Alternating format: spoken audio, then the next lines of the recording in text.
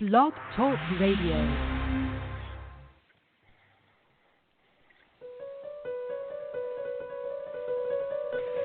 It's here. Hello? Have you checked the children? They're all hot dogs. Whatever you do, don't fall asleep. I'm afraid! Don't be afraid! No.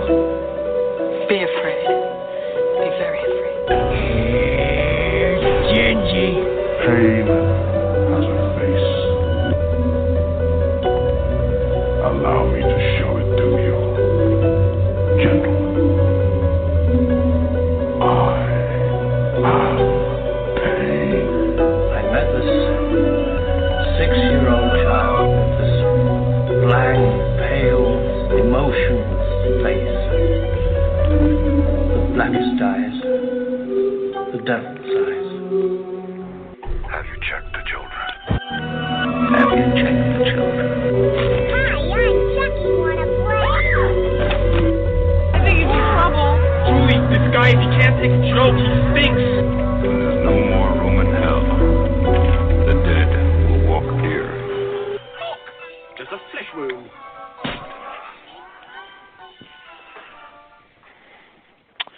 Good evening, Flesh Wound Radio freaks, and welcome to a brand new episode of Horror Society Presents Flesh Wound Radio.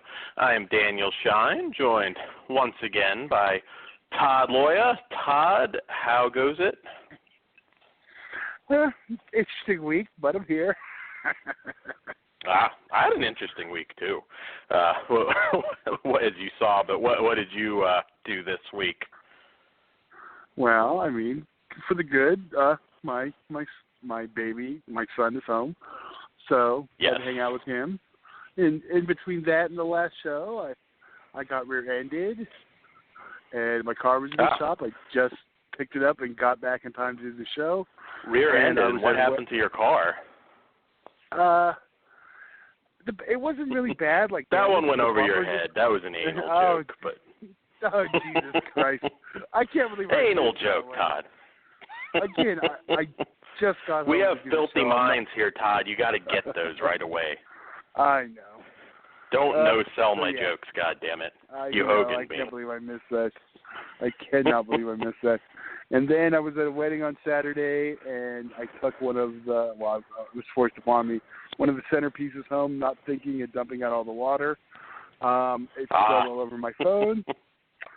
And it's been a while since I had to get home without Navigator. I will just blame Open Bar. So, and my phone is back ordered, so I'm still waiting on a replacement phone. So, not a Note 7. I'm a late driver. I'm a late driver. I can't find shit without any kind of GPS. So I know back in the day, but I'm a late driver, so GPS is kind of probably how I will get through life. But, it's funny. I was at a wedding, too, which was interesting for me because, we were similar weekends. I had a really odd weekend because, it was a Baptist preacher and a lot of religious people. Nice wedding, good time.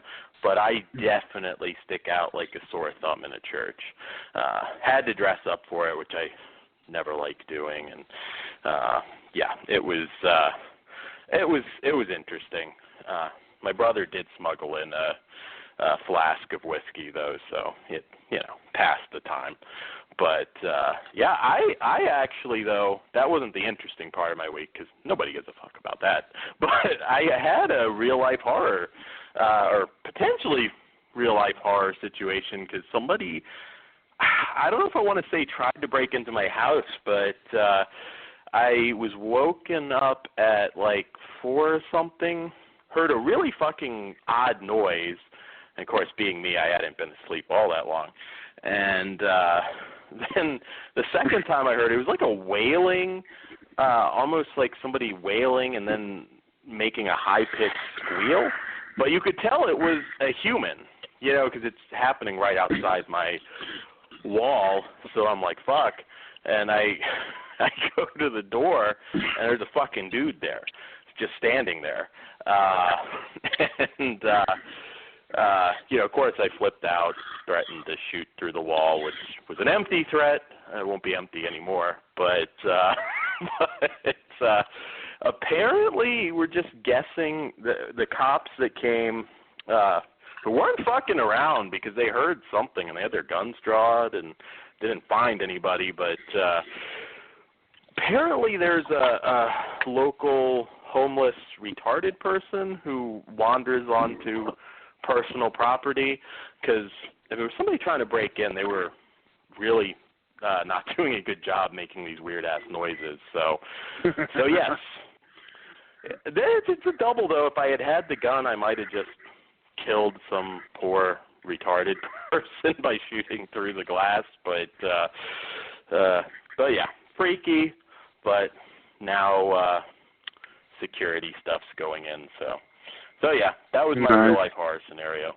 And I wish I could say I was brave, but I was probably acting like a little bitch, truthfully. Watching the movies. Oh, you do. When you're in the situation, you don't know how you react. I just yelled that, started pounding on the wall, broke a couple pictures, cut my arm.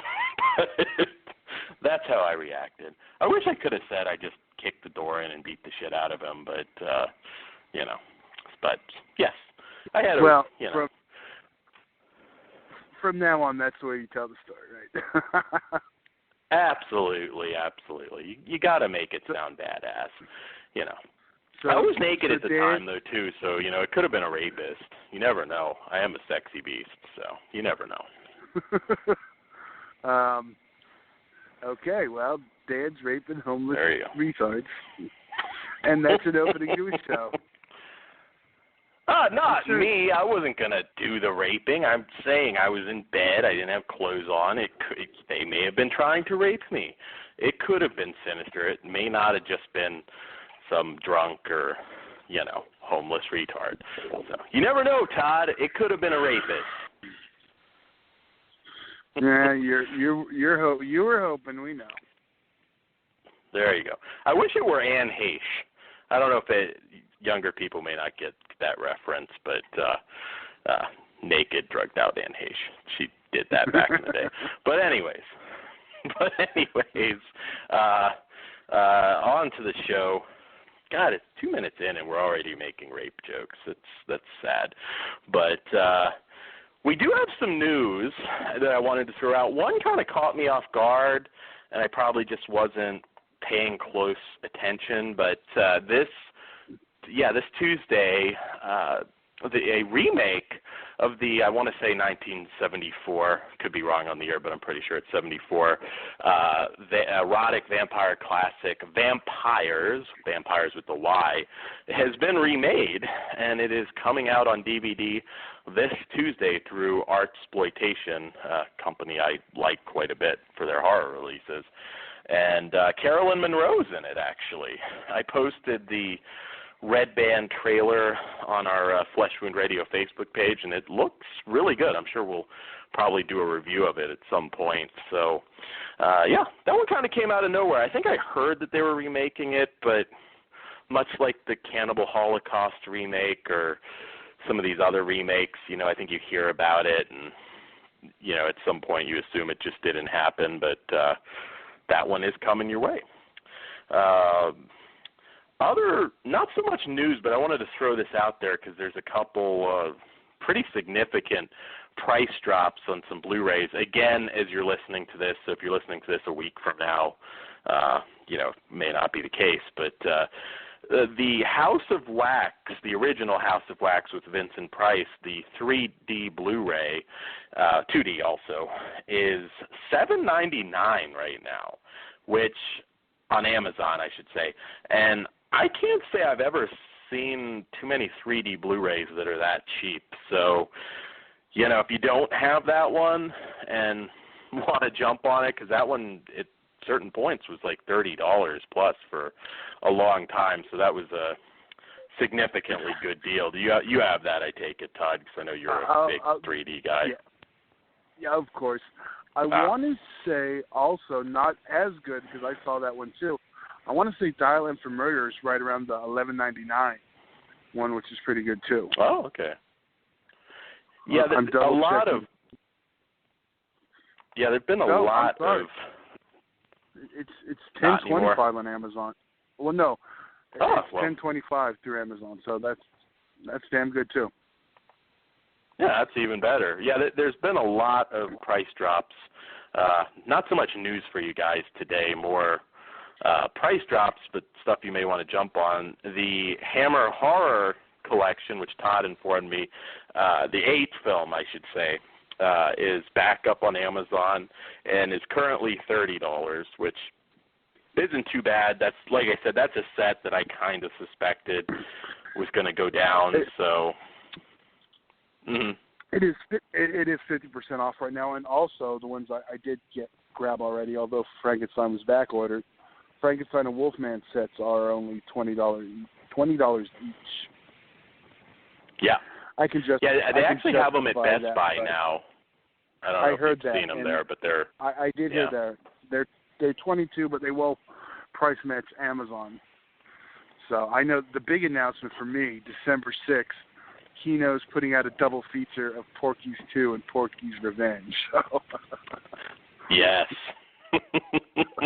Yeah, I actually thought that was pretty cool that they were putting. I would have expected Kino to put them out separate. Yeah.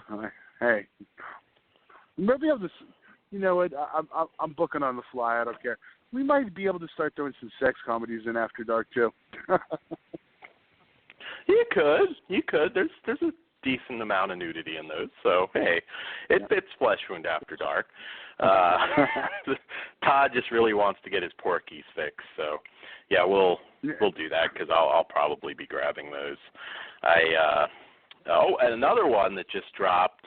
Hopefully some of you didn't get it off of Diabolic because it dropped lower than that, is the I Drink Your Blood Blu-ray set, which is absolutely stacked.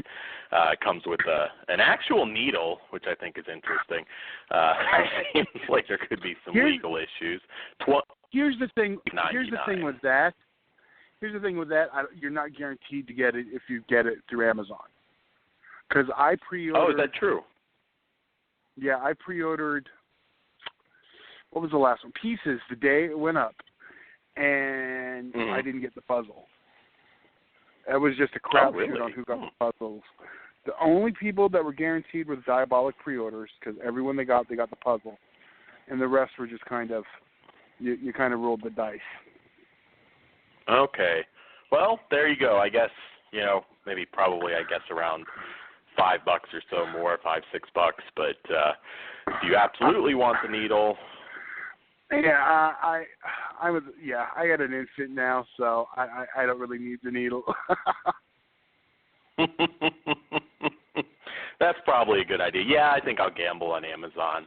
I got it before it even officially went up because it was on there before it was on Blu-ray.com. So I figure I've got a decent shot. But God, what else was there? There was a lot of Creep Show 2. This dropped, I think, a few days ago. Of course, there's 2 Blu-rays for that, but that also dropped because that started off very expensive. And finally up for pre-order, although it has been on Diabolic, is the lost late 60s film The Satanist. The Blu-ray for that went up little pricey right now. It's $27, but lost film, you've never seen it. That always kind of gets you, so I think I'm going to pick that one up. And that's coming out, I think, end of the month, so you don't have long to wait, hopefully, to get it. That's Garage House Pictures, who are known for those trailer Blu-rays. Mm-hmm. And not really a new release announcement, but I know I kind of talked a bit of smack on Warner Brothers last week for their poor handling of you get the irony there, for the poor handling of Salem's Lot, It, and Cat's Eye being, almost impossible to find. Amazon not really, you could pre-order, but that was it. Amazon has an official street date now of the 18th, so they'll be getting them in Tuesday. So You don't need to hunt for them anymore. They're only $10. I think they're still 10 for all three. Yeah, they've gone from 10 to 14 and back, so yeah. I've got them locked in at 10. Me too. I was ready to go on the hunt this weekend. Luckily, now I can just watch. I think the Hills Have Eyes that will take my attention this Tuesday or this weekend. Something to distract myself. October wasn't that bad for releases for a little while, but several things started creeping up because, H.G. Lewis. I know you and I both have to have it. That's the 25th, right? That's what I was going to say. Okay. Well. Yeah, that's the 25th. Another thing I wanted to throw out there, because even though I know Arrow only does Blu-rays, I was still concerned at the error for it. The Hellraiser Scarlet box set of the first 3 movies, the book, and tons of goodies. It was listed as like DVD for a while. That error's been fixed. I noticed it's listed as Blu-ray now, so anybody that kind of had some fear, which is understandable when it's that expensive, that's been fixed. You think that's going to drop, though? I don't know. I paid less for that than I did the import one. I want to say paid close to $80 imported.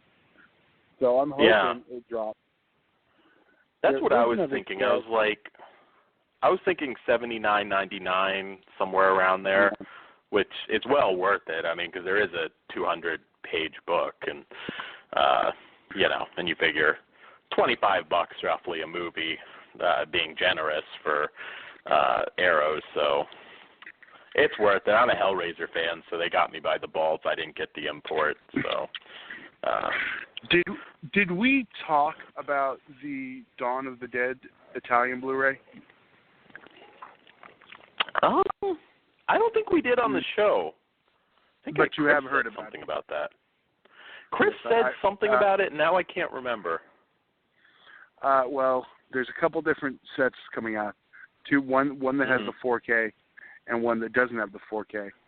But I want to say it's €44. I did the pre-order. I can't remember how much it came out to be, but it was not expensive. It's 5 discs.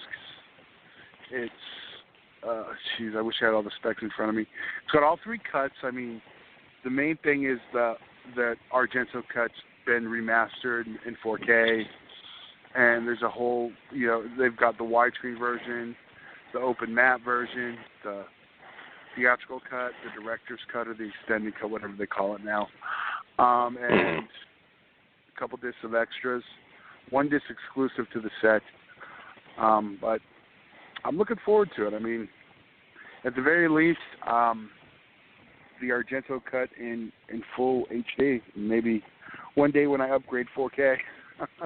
I just don't know. Yeah, I haven't. The region lock. Yeah, I'll let you know if it's going to be playable. What are 4K? What's the 4K stuff going for right now? Because my TV's fine, but I might move it to my bedroom and upgrade, and I'm curious. I haven't looked into it yet. I'll probably grab my first 4K Blu-ray this weekend. I held off Tuesday. So they went and made, and I don't even want to say what movie it is, but it's the only way to get the 3D version. And yes, I'm sure if you think about it, you'll figure out what it is. You already picked it up. I already picked it up. Not the 4K version or the 3D version. I'm talking about I'm talking about the Lady Ghostbusters. The adult. Are you talking the porno or the actual Ghostbusters? No. The porno is 3D too, Todd. You got to be specific. It is, and I already have that. No, I'm talking about the. I would have said the fucking Ghostbusters, not the Lady Ghostbusters. Come on. Well, it was Ghostbusters XXX or something, or I can't remember, but there's actually a few Ghostbusters. There's Sperm Busters, too. I have not seen that one. Well, they get slimed. It's similar. Oh, Dan, how many people are still listening?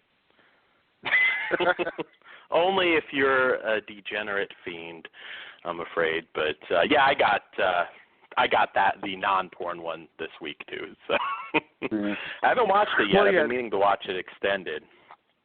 I haven't either, but I mean, the only way to get the 3D Blu-ray, it's the 4K version. It comes with the 4K, the Blu-ray, and the 3D. And probably the DVD because, yeah, who's going to watch that when they got the 4K? Yeah, I've heard. I mean, I won't go too deep into this, but I've heard some people say, "Wait, the 4K technology is not quite where it's going to be yet." And actually, it was a celebrity that told me at one point that I was talking to. I can't remember who it was. Not a celebrity, but somebody with a distribution company. But I don't know. I might grab it. That might be my Black Friday buy, possibly. I'm not grabbing one till mine goes, but I know those are like pretty much the only way to get any 3D format now. So that'll be my next one. Yeah, I'm considering it. Although, like I said, I've got the H.G. Lewis set, I've got the Hellraiser set, plus a lot of what this week I know it's the Waxwork double feature, and I know the Pit. Isn't that next week? This is actually Waxwork's the 18th, I believe. Although let me see, I have a release day paper. What's on the 18th? The 18th, as you mentioned, are the three Stephen King flicks. What We Become, which is I've heard good things about. The Pit, Waxwork 1 and 2, and I believe the Satanist is the 31st, but so it's still a fairly, and Vampires, yeah. So it's still a fairly stacked release date, but we will keep you guys all up to date. So I guess without further ado, we can get into our show, Todd. Unless did I miss anything? Any news? I didn't get to look at a whole lot today. Anything crazy happened that we? No, we should probably jump in. We got quite a few things to go over tonight, so I don't think we missed anything. Okay, sweet. All right, sweet. So obviously we've got a lot of Vinegar Syndrome reviews. I have a solo for a Wild Eye title, and of course the long-awaited Phantasm Ravager. Where should we start? Well, there was one thing. They did, speaking of Vinegar Syndrome, real quick, I don't know if you saw, they announced Deadly Machines and Taboo 2 and 3 double feature Blu-ray. What did I say? Yeah, Death Machines. You said Deadly Machines. Oh, that's like a vibrator company. Well, those two, but yes, Death Machines and the Taboo 2 and 3 double feature. So yeah, I really look forward to watching the other Taboo films. We'll definitely review that for you guys. We got a whole lot of Vinegar Syndrome. So let's start it off with Count Dracula's Great Love, which, excuse me, for those of you unfamiliar, this is a Spanish horror film from director Javier Aguirre. Hopefully I didn't butcher that. Definitely familiar with his work. And it's from 1973, and from the back cover, after their carriage breaks down and their driver is killed in a freak accident, a group of young women are forced to spend the night in a strange and isolated former sanatorium, which has been purchased by the secretive Dr. Marlowe, played by the legendary Paul Naschy. Unbeknownst to the visitors, Dr. Marlowe is actually Count Dracula, and stalking the sanatorium are his recently turned vampire slaves. Soon the guests begin to be attacked by the ravenous bloodsuckers while Dracula sets his sights on the beautiful virgin Karen, deciding to offer her his hand in marriage. One of Naschy's most significant roles, Javier Aguirre's Count Dracula's Great Love, is a sensitive, complex, and surprisingly subversive Dracula story featuring expert direction, effective gothic atmosphere, and gruesome violence. Presented here in its full-length, unclothed export version, Vinegar Syndrome brings this classic piece of Spanish horror cinema to Blu-ray for the first time anywhere in the world, fully restored. It really kind of dawned on me, and probably because there haven't been a ton of recent releases, but we haven't talked about Paul Naschy in a long time. I mean, you and I probably not much at all. I don't know if we reviewed the Crimson Blu-ray or not, but not a whole lot. I'm a huge fan. The Waldemar werewolf films, I think, are just musts this time of year during Halloween, and I just really enjoy the guy's entire filmography. And this is one probably one of the ones that people have seen the most because of the Elvira's movie Macabre. It was on several of those sets, and she did that. But we got to see this one uncut, of course, and I really like this one. It's interesting because it captures the gothic horror aesthetic that you would be looking for in something like this, but it's also got some pretty gnarly gore moments. And of course, again, this is the unclothed version, so we get to see a lot of the lovely ladies topless, which always a good thing. I really enjoyed it. The axe in the head scene that they replay over and over. This is a really good Dracula film, and it's cool seeing it really as it was meant to be seen and in uncut.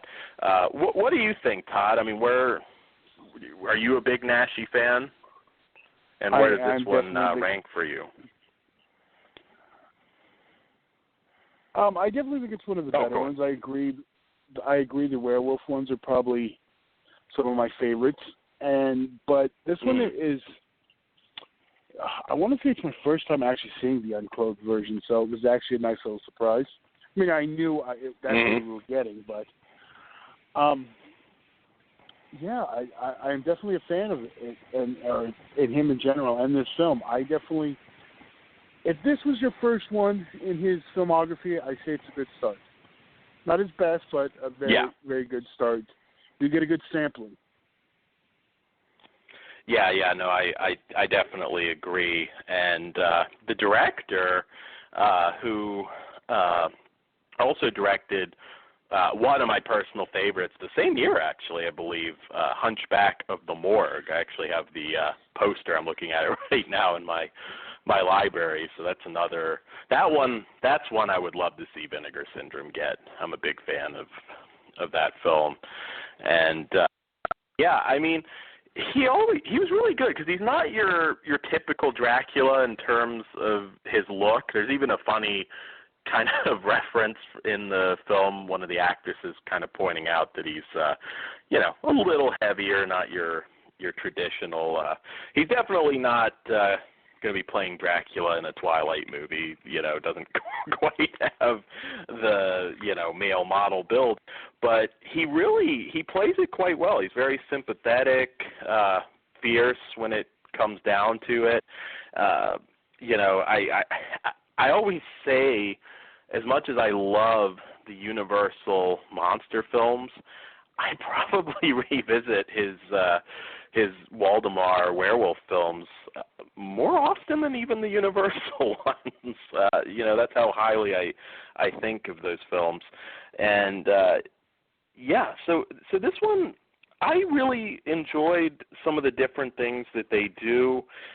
With the legend in this, there's some very couple cool jump scares. Like I said, it's surprisingly gory in certain parts than you'd expect from a Dracula film, and not just the typical bite on the neck, and it's a good mixture of everything. It like I said, it gets gory. You've got some eroticism. It's not softcore porn though or anything, so it's fairly safe to watch with your more conservative girlfriend. It's not that bad. And I thought it had, I don't want to give away spoilers, but it had some emotion in it towards the end, and the big finale.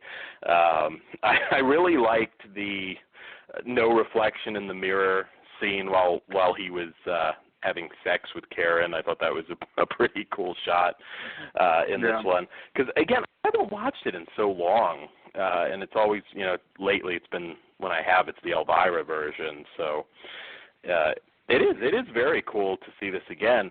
And, Todd, what did you think of what Vinegar Syndrome did with the film and the look? I thought it was absolutely beautiful. I mean, up until now, the presentation, while not bad, I mean, there was, I want to say the Elvira one was actually one of the more solid ones, to be honest. Compared to some of the really shitty ones out there, yeah. I mean, it wasn't reference quality by any means, and this just blows it away, completely. This thing's beautiful. I mean, as always, Vinegar Syndrome's put together a great package. A great transfer, to start. Yeah, and the never, of course, Naschy's been dead now for a little bit. I don't know, 5, 6 years, something like that. But they have the never before released audio commentary and with the director as well. Director, I believe. Yeah, the director's actually still living. He was active up until maybe a few years ago, from the early 60s on. I mean, he was a very prolific director. And for those of you also, I should say, you might kind of know this movie under Cemetery Girls. It's had some alternate titles throughout the years. And, I wouldn't say it's the best Dracula movie ever made by any means, but it's one, if you haven't seen it and you are a Dracula fan, I mean, I always watch it with, Dan Curtis's Dracula, a really underrated performance from Jack Palance in that one. It's a lot of fun. I really enjoyed it. Naschy, God, one of those legends that I didn't get to meet. I've been fortunate to meet a lot, but he was one that, along with Gene Roland, who unfortunately passed away before I could meet them. And this is an excellent, excellent set. And Myrta Miller also has an interview in this one. I forget her character name on this one, but it's escaping me at the moment. But she had a really good interview, kind of went over her career, talks a little bit about some of her other films. Doesn't actually specifically talk about it, but I was going to say she was in Bolero with Bo Derek. I know a canon favorite for us both. Oh, yeah. She was also in Dr. Jekyll versus the Werewolf with Naschy, as well as Vengeance of the Zombies, another really good one. I would actually suggest for anybody unfamiliar with this filmography, have a Naschy night this Halloween season. There's a lot of films of his that really are just dripping with the proper mood for the season. So I was watching this and thinking, I need to set aside some time this week to have a Naschy night. Speaking of which, they just released that A Werewolf in the Amazon set, which has one of Naschy's last films, a bunch of Brazilian films from the 80s and 90s. I think there's 5 films and some shorts, so I picked that up, and that's a good set. But all right, well, ranking Count Dracula's Great Love, like I said, I think it's a hell of an entertaining film. I give it 4 out of 5 for the movie. If you, like I said, I would say it's a must if you are a Dracula aficionado and you haven't seen it. And if you've seen it on one of the shitty public domain sets, you are right, though. The Elvira one wasn't too bad. I even want to say there was at least one boob in the DVD version, but you get some more boobs in this. So, more boob for your buck. And there's also an 8-page booklet in this, reversible cover art, which I did reverse because it's pretty nifty cover art. And and getting to hear, of course, from Naschy. Never heard this audio commentary, so I think considering some of the people are dead, I think it's a hell of an extra feature too. So I give 4.5 for the extras, 4 for the movie, 4.5 for the extras. I'd say it's one you want to look into picking up. I think it's $17.99 right now, so not too bad. I think it's worth it. What say you, Todd?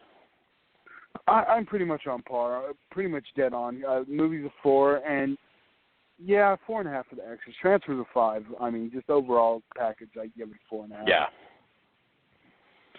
Yeah, absolutely. It's another one. I remember, of course, in any Dracula movie, the carriage scene, and and I remember the second I saw that, I'm like, holy shit, does this look amazing? Because it was always one of those movies you really like, but you just never truly got to see it. So, kudos to Vinegar Syndrome on this one, as always. I would highly recommend you pick this one up. I had a lot of fun seeing it in a proper version. So, moving on, because we do have a lot of Vinegar Syndrome for you guys this evening. I guess we'll hit these in order. And these ones are going to be interesting to review because I don't think they've ever come up, even on the old incarnations of the show, pre-Flesh Wound days. And I have no idea how you feel about these ones. So we'll tackle them in the order they were made.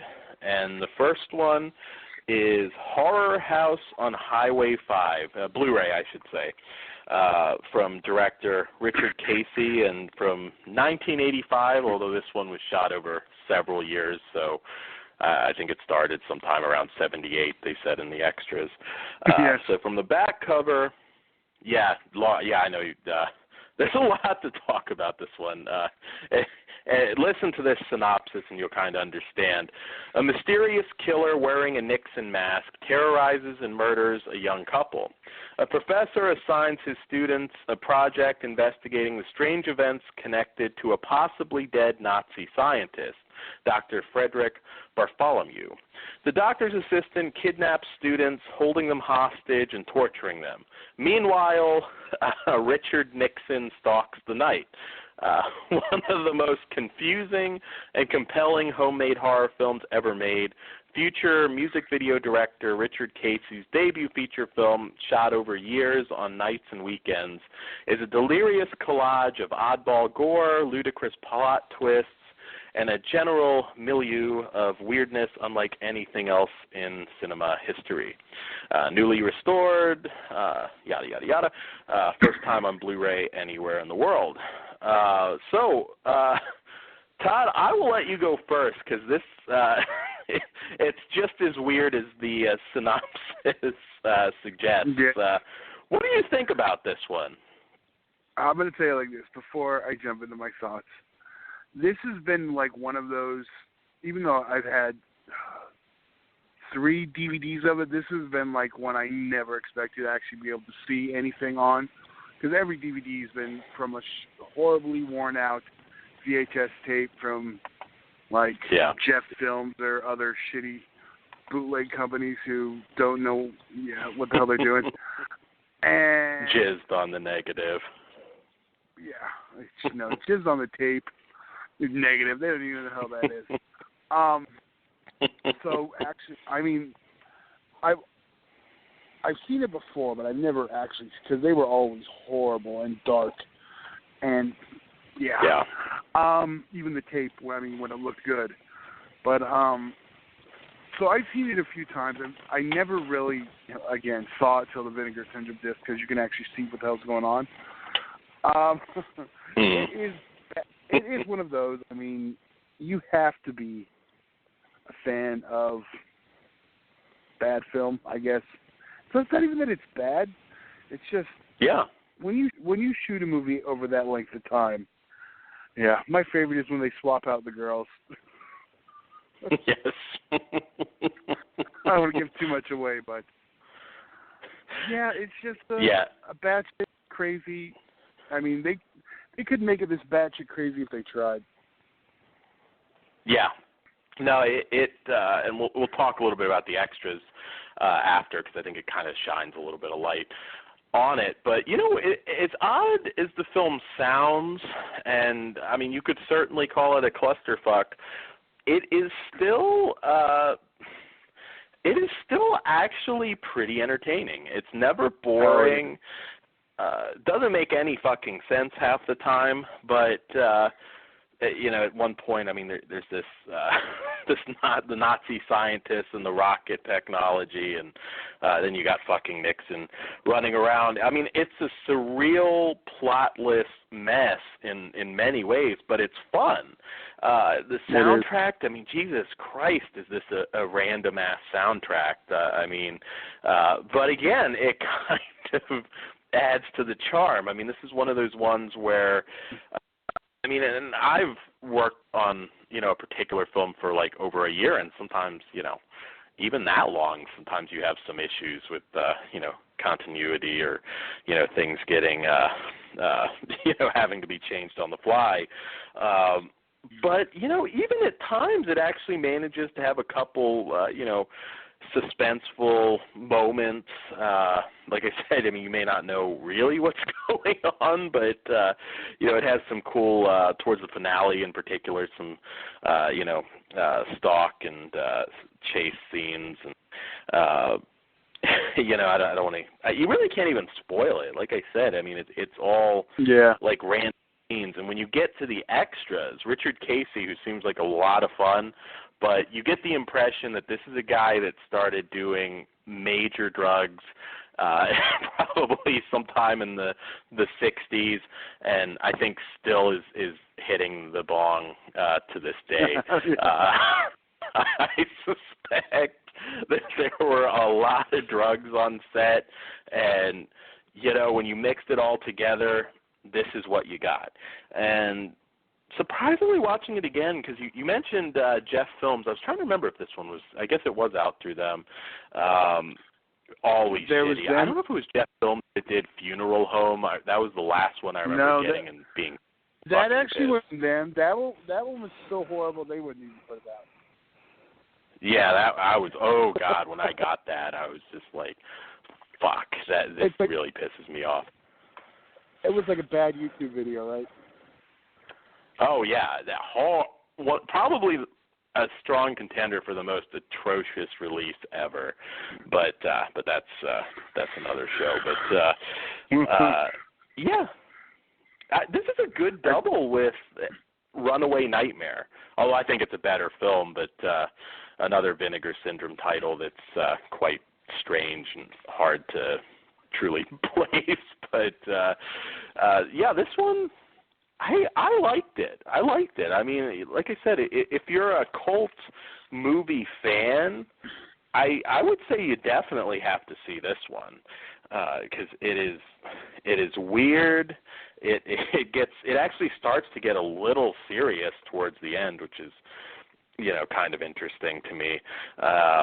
And I have to ask, did you notice? I told Chris this that. Video Dead got name dropped in the extra features. I did. He's probably got to buy it now. It's one comment, but director, I guess, met a certain other director who did Video Dead. Yes, I was. I thought that was funny. I don't know what to say about that. Yeah, and when you really get into the extra features, it looks like it was probably a lot of fun to shoot. Yeah. Like I said, I mean, that's how I explain it. There was just a fuck ton of drugs being consumed on this film. Director says it wasn't meant to be a drug-inspired film, but I think that's what happened. It's actually a pretty good making of with the director. He still has the Nixon mask, which I would probably be bidding on if he put it on eBay. There's many stories about lack of safety and director wanting people to land on the back of their heads, and it shined some light. Like I said, I think he's still hitting the bong, but he still had pretty good memory recall for this.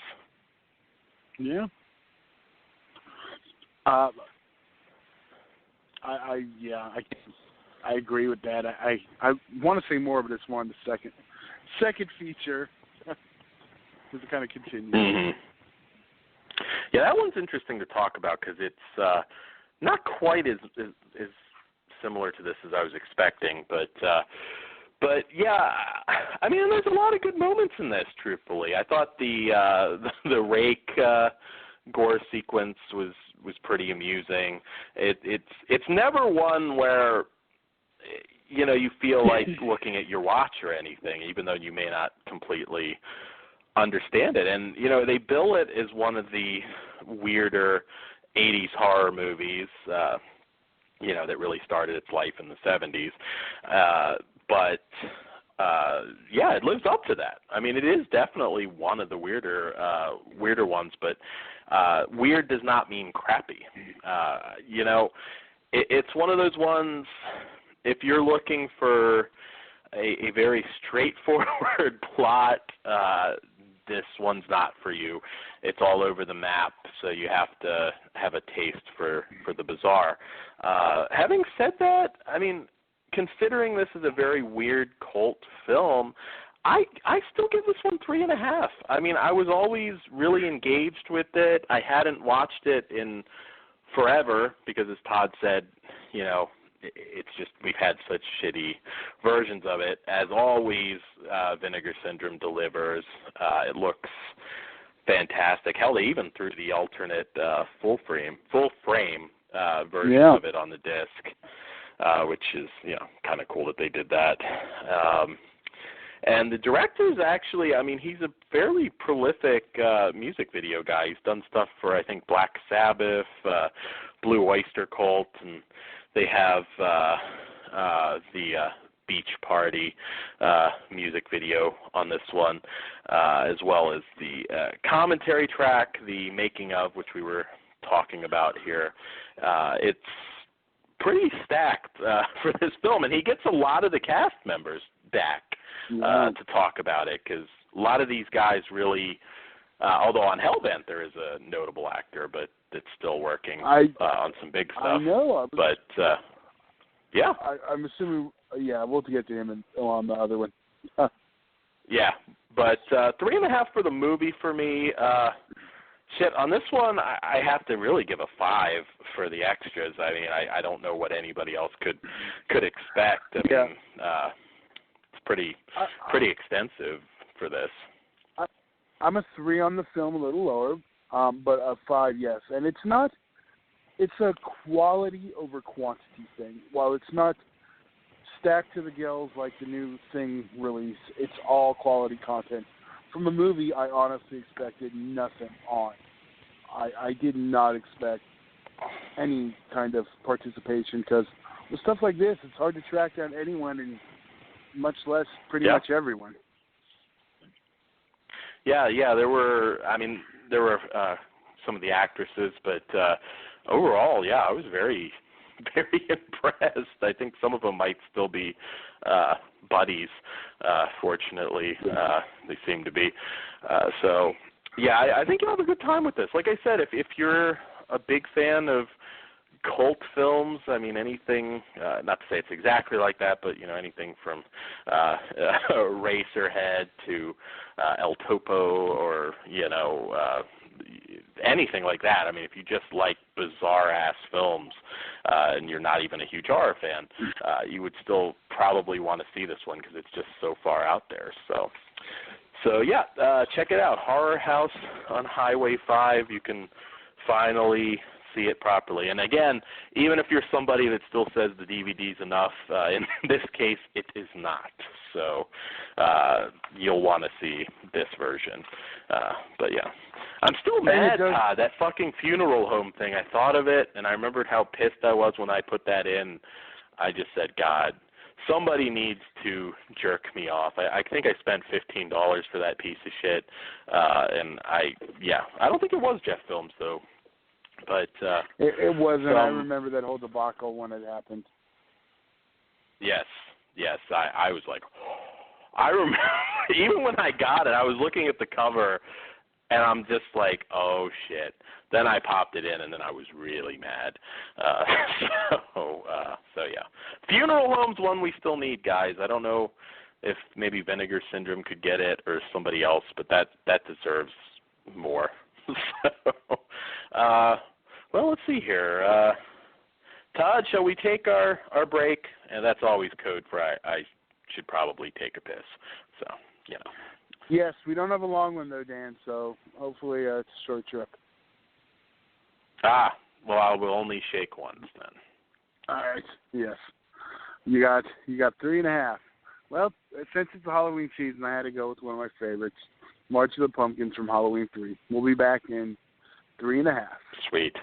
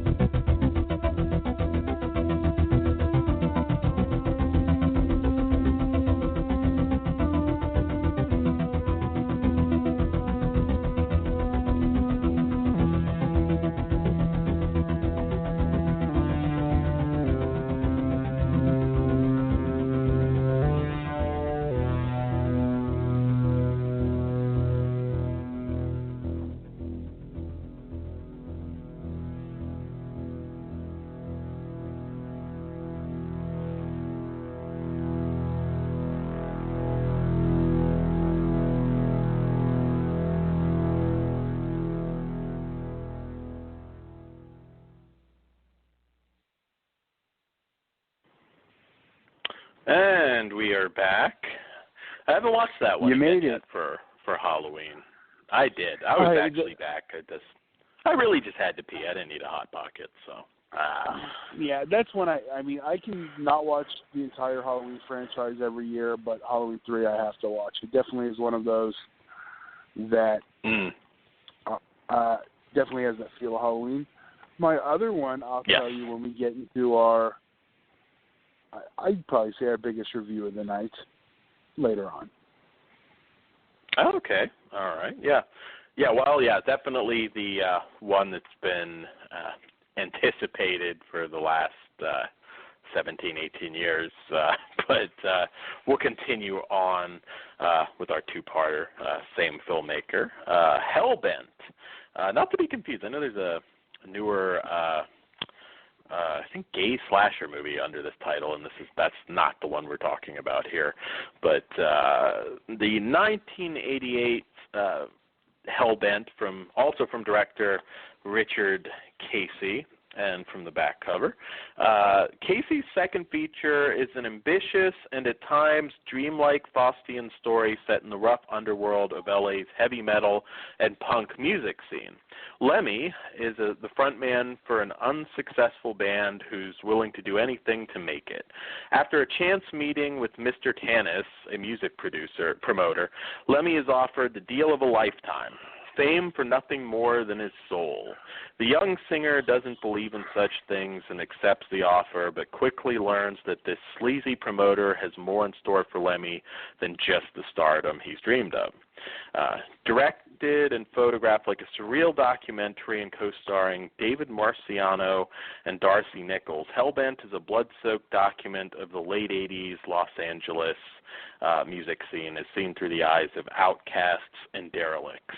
Of course, goes on about being restored. So, I had never seen this one. It's a film I've always kind of been aware of, but I've just never truly thought it out to watch it. Didn't really know what to expect, and because this one's very hard to classify.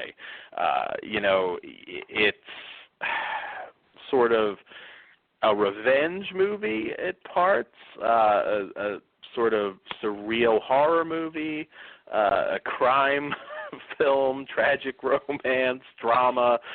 There's all sorts of ingredients sprinkled in this one, and I think I would definitely say it's a very polished film, actually. I was expecting something, more rough around the edges like Horror House on Highway 5 is, even though, again, I like that movie quite a bit. This one is actually very well made. And even though it throws all sorts of elements in there, I didn't find this one confusing or anything. It's not, there's a lot going on, but you won't have a tough time following it. And I have a lot to say about this one, but Todd, what did you think? Was this your first go-around with Hellbent? It was, too. We didn't mention this with the other one also, but we should mention both this and Horror House on Highway 5 are limited editions, I believe 2,000 prints, 2,000 run, I want to say. Yes. Yeah, and I was unsure, but on the strength of his other film, I was like, why not? And the description sounded pretty batshit crazy, too. Yes. It's got that 80s neon glow to it. I mean, it's a very, just absolute 80s film. Yeah, and it's still, sleazy L.A. I'm a fan of that. Sleazy L.A., sleazy New York, those, the 80s, the good old days, Vice Squad, stuff takes place on 42nd Street like Nightmare. Definitely a fan of that era of time, I guess. Yeah. But even though it was kind of dead at this point, but or almost dead. No. LA's still. Well, LA's always sleazy, though. Yeah, exactly. But they hide that now in film. You wouldn't know that if you watch something from Hollywood. It's all glitz and glamour and clean and nice. Yes, I want to feel like I can get herpes through the projector. Yeah, like if you actually go to Hollywood. Yes, use a Hollywood restroom. I was looking for a Travolta joke, but that was massage parlors. I don't think he's done anything in a restroom yet. He probably has, just hasn't gotten caught. Allegedly, if you're invited to a Bryan Singer party, just say no, Dan.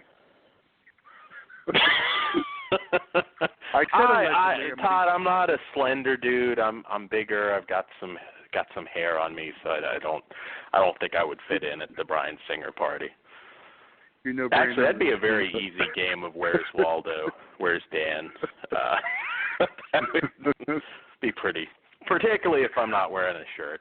I am the 70s heartthrob, ladies. I've got the chest hair. Singer doesn't want to play with my Cyclops. No, you're definitely no Brandon Routh. There you go. That wasn't Brandon Routh. Singer didn't allegedly fiddle Routh. Wasn't it, that Twilight kid, the werewolf guy, Taylor Lautner. I don't know, I think but was, I'm just saying. Allegedly. I'm just saying he got that part somehow. Although, he's a better Superman than whatever his name is doing it now. I'm sorry. Oh yeah, well, Superman's always such a blah character, at least to me, anyways. I mean, it's just the all-American. It's kind of outdated, but that's another discussion. But back, how do we get to Superman? Jesus. Back to Hellbent. CD Hollywood. Yes. There you go. Yes, I'll have to come down. I was disappointed because my several of the strip clubs closed when I went back to West Virginia for this wedding, and I was let down. I'll come down to Hollywood sometime. But anyways, well, you're in the. What did you think? Strip club. Well, hold on. I have to say, you're in like the strip club capital of the world, so you shouldn't be complaining. Yes, not in the suburbs, but the thing about Atlanta, if you like private room dances, there's no reason to get them. The Olympics kind of fucked up seedy Atlanta, unfortunately. Really? Yeah, when they got the Olympics in, they were... I mean, you can sit there. I mean, there's no difference in getting a private room dance than sitting there and watching them dance on stage. I mean, they don't... there's no contact. But... There you go. We can do a strip club show sometime. I have lots of funny strip club stories, but back to the movie. Although there is a strip club in Hellbent, so it kind of fits. Back to the movie. Apparently there's a sexual harassment lawsuit that closed this strip club. But, this one is compellingly watchable. Again, it's a tough one to know how to recommend it to somebody, but it's very well acted. It's hard to sort of where you want to stick it and how you want to, there's a joke there, and how you want to recommend it to somebody, but it's very well acted. I was very into the characters and what their fate would be. David Marciano, who plays Tanis, not too hard to figure out who he is, but I don't. Did they say it on the back cover? No. Well, so I won't spoil it, but certainly not of this earth, and he is a great actor. A lot of people may remember him from Homeland, but he's been in a lot of other stuff. I think wasn't he Duvall's the security guy with her? Because I only watched the first couple seasons of that. I know him immediately from the show. Claire Danes. He was one of. Oh yeah. He was. Oh he was. yeah. He was the asshole cop on that one. I always enjoyed his work on that too. I didn't. They're all kind of asshole cops on that one. That is true. Okay, he was the kind of asshole cop that was fucking with the strike team, so they made him the bigger asshole. So. There you go. But yeah, he's a very good actor. Him. He is. I've seen him in a lot of other things, but that's the first thing that jumps in my head. And I didn't immediately recognize him. Yeah, I mean, he doesn't look, I guess, dramatically different, but yeah, I mean, you can kind of watch this and see that this guy has star power, so it's not a big shock that he's still, getting a lot of work. And yeah, like I said, this movie kind of, I mean, at times it feels like you're watching a Death Wish movie. At other times, a crime drama. It is all over the place, but always entertaining. I mean, you have a lot of really cool moments from the guys shooting up the man and woman at the Santa display, and with the little kid crawling around. I mean, it's a very well-shot movie. Like I said, I love the lighting. I mean, it's just all this neon 80s glow to it. Lots of interesting music, and makes a little more sense than it did for Horror House, which was all over the place.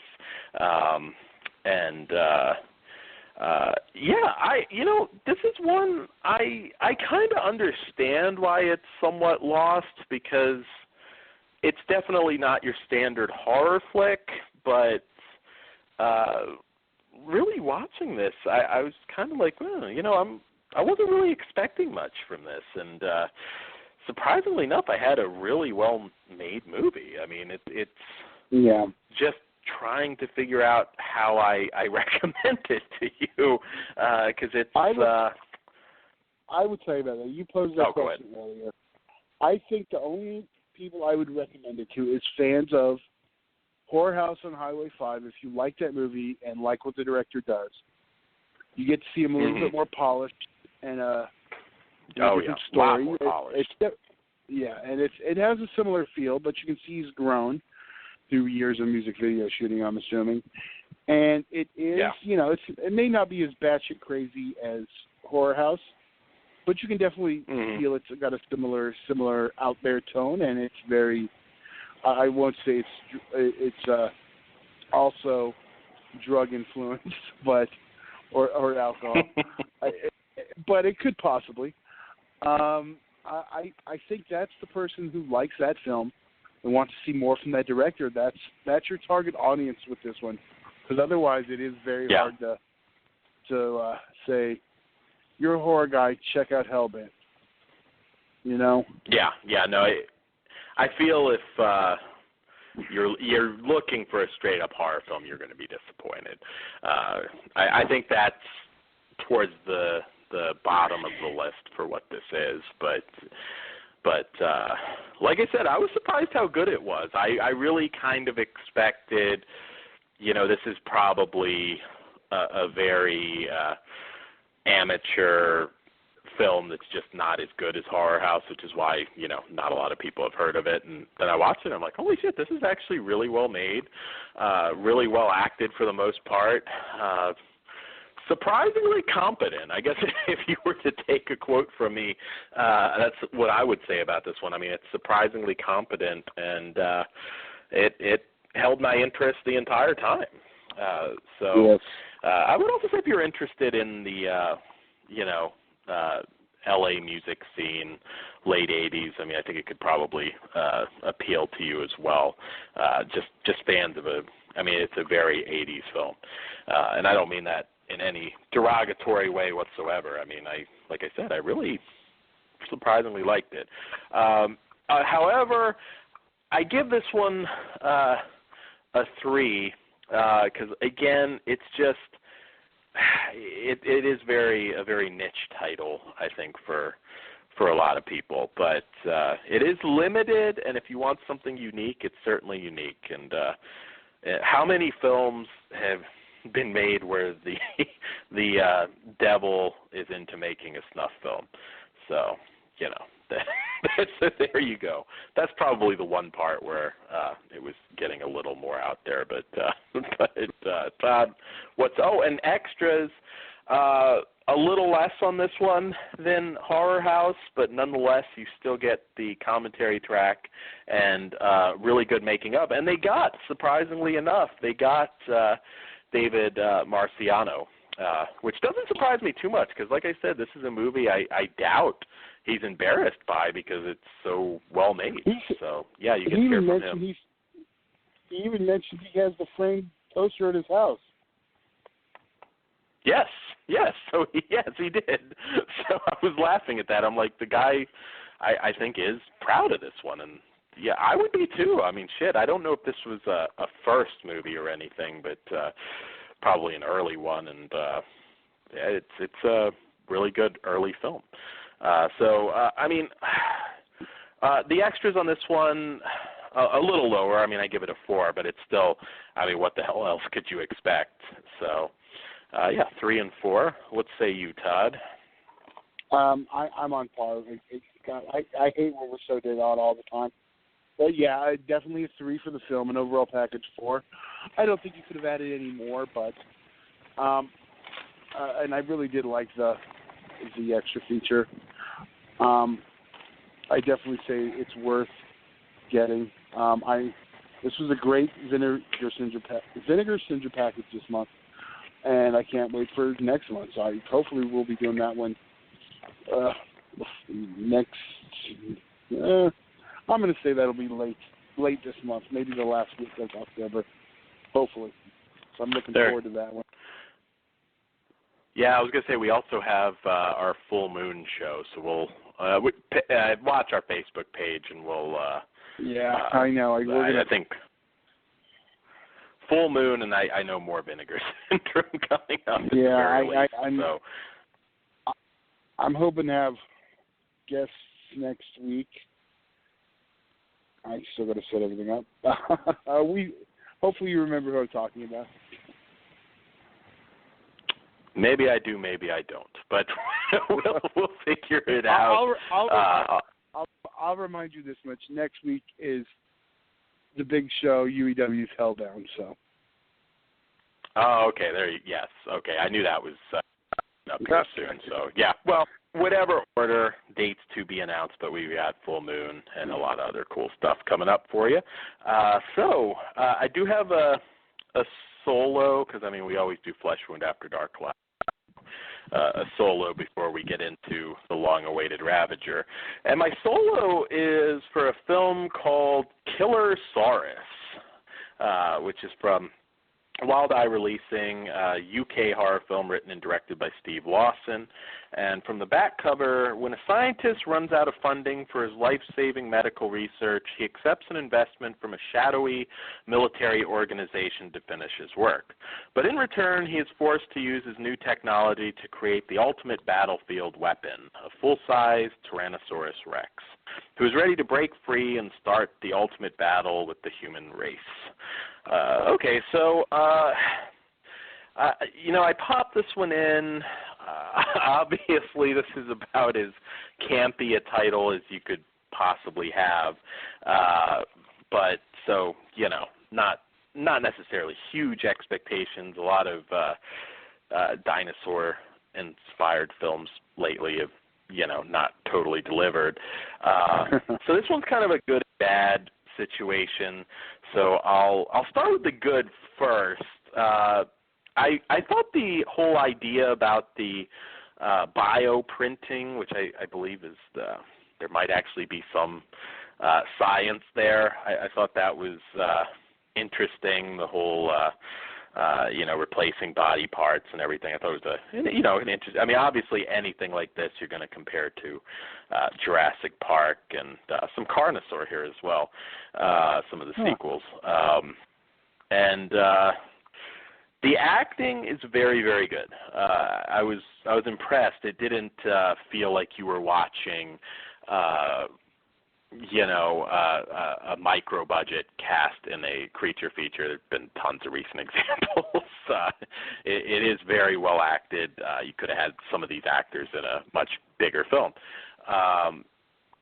Also on the good front, they do a good job. This is a very low-budget movie, and I'll get into how that hurts it. But lighting, they do a good job, some of the smoke and everything in the location to hide the budget issues. It's very smoky and well lit. And they do, like I said, they do a very good job of hiding that. At the end of this, though, at the end of the day, I should say, they really just didn't have enough money for this. Slow burn, obviously I'm a slow burn guy. I love a good slow burn. But with this one, the T-Rex, you never really see it completely anyways, and it's very, it's just isolated for too long. This film never really gets going with the proper suspense. You only ever see the T-Rex's head, and it's very foggy. And now, I mean, on the flip side, though, it's not a CGI fest. There's no CG, so that's saying something. But there's also not a whole lot of effects, period. And kind of an issue with the dinosaur thing. I mean, if you're not getting the suspense or the gore, what's the point? And obviously, at some point with this one, you kind of get the whole, as you kind of can see on the back of the cover, kind of splicing of human and dinosaur, which is kind of cool. Actually, there's a novel and a movie called Anonymous Rex that kind of explores similar territory, more on the sci-fi realm. But that mask really did not look very good, and that's also a very brief scene. There are open endings, and then there is just ending. This movie really felt like they ran out of money, because right when the shit is kind of maybe starting to hit the fan, it ends. It's just a totally abrupt non-ending. And like I said, it held my interest through the good acting, and it was definitely made by competent filmmakers, but I think they tackled something that they just weren't prepared to deliver on. I can't see anybody not being disappointed by this one, to be perfectly honest. If you are a dinosaur film aficionado, it probably got enough somewhat unique ideas that you may still want to give it a whirl. Like I said, thank God the acting's good, because if it wasn't, this would have been more of a chore. But unfortunately, I can only give this one star. But, hey, like I said, I think the director kind of recognized this name. I think he's done some better work. So yeah, that's Killersaurus. Can't win every time. Then I will say Wild Eye, though, I did really genuinely enjoy Hotel Inferno, which we did last week. I thought that's one you should definitely pick up from them. And I enjoyed Consumption as well. So, Killersaurus, probably not at the top. So, Todd, 18 years actually in the making, I guess. Phantasm Ravager. Which I don't actually have a synopsis for this one, obviously, because I'm not holding a disc for it yet, but it is from director David Hartman, I believe. I hopefully didn't fuck up his name. And this is this is a film for, I guess if I had to just make up the synopsis, it's Reggie. It opens with him walking through the desert and looking for Mike, and it takes place over multiple, I don't know how we want to say it, times, locations, in his quest to defeat the tall man once and for all. So this is something that's been in the works for a long time. I remember at one point it was, I think, Phantasm's End, and Bruce Campbell was rumored to be involved at one point. It's one of those ones, like every couple years or so, there's always this, we're going to do it, and nothing happens. With this, it's interesting because apparently in 2008, this started filming as, with the intention of it being a web show about the Reggie character, and at some point footage was added with some of the other key cast people to make the movie that we've got. So getting into the movie itself, I'm curious because Chris really fucking hated this one. What did you think, Todd? I mean, this is one that's been a long time coming. I mean, how did it work for you? Was it a good send-off for Angus and the tall man character? I do. I did enjoy it, and part of me, I keep asking myself, is it that I'm so starved for Phantasm, I'm overlooking some of the flaws? Did it look as good as the last three? No. I mean, was it the fact it wasn't shot on film? Possibly. Did I like the story? Absolutely. I mean, it was definitely that nightmare feel that, going all the way back to the originals always had. And there were times I was like, is this real? Is this a nightmare? And I didn't know, which is kind of the whole point of Phantasm. Yeah. Well, strangely enough, what a lot of people are bitching about at the same time. Really? I've been avoiding reviews, and then after I watch it, I watched it after I watched it because I had been too, and then I was like reading because I told Chris, I'm like, don't spoil anything, but he was just pretty adamant that he hated it. So I haven't gotten into the whys with them. There's certain days I just don't take his call because I know he's going to want to talk about something, and even if you tell him I don't want to hear anything, this will give you his opinion. No, I didn't spoil anything. He just did not like it. See, that's something I don't even want to know because then I might just like it out of spite. So it's interesting. Well, you mentioned there is that certain element that, like you said, not being shot on film, where something feels a little bit off about it. It's not maybe entirely genuine, but to be honest, yeah, there are some bad CG moments with some of the creatures getting shot, and you had the giant, I guess they're calling them sentinel spheres, flying in the post-apocalyptic portion of the movie.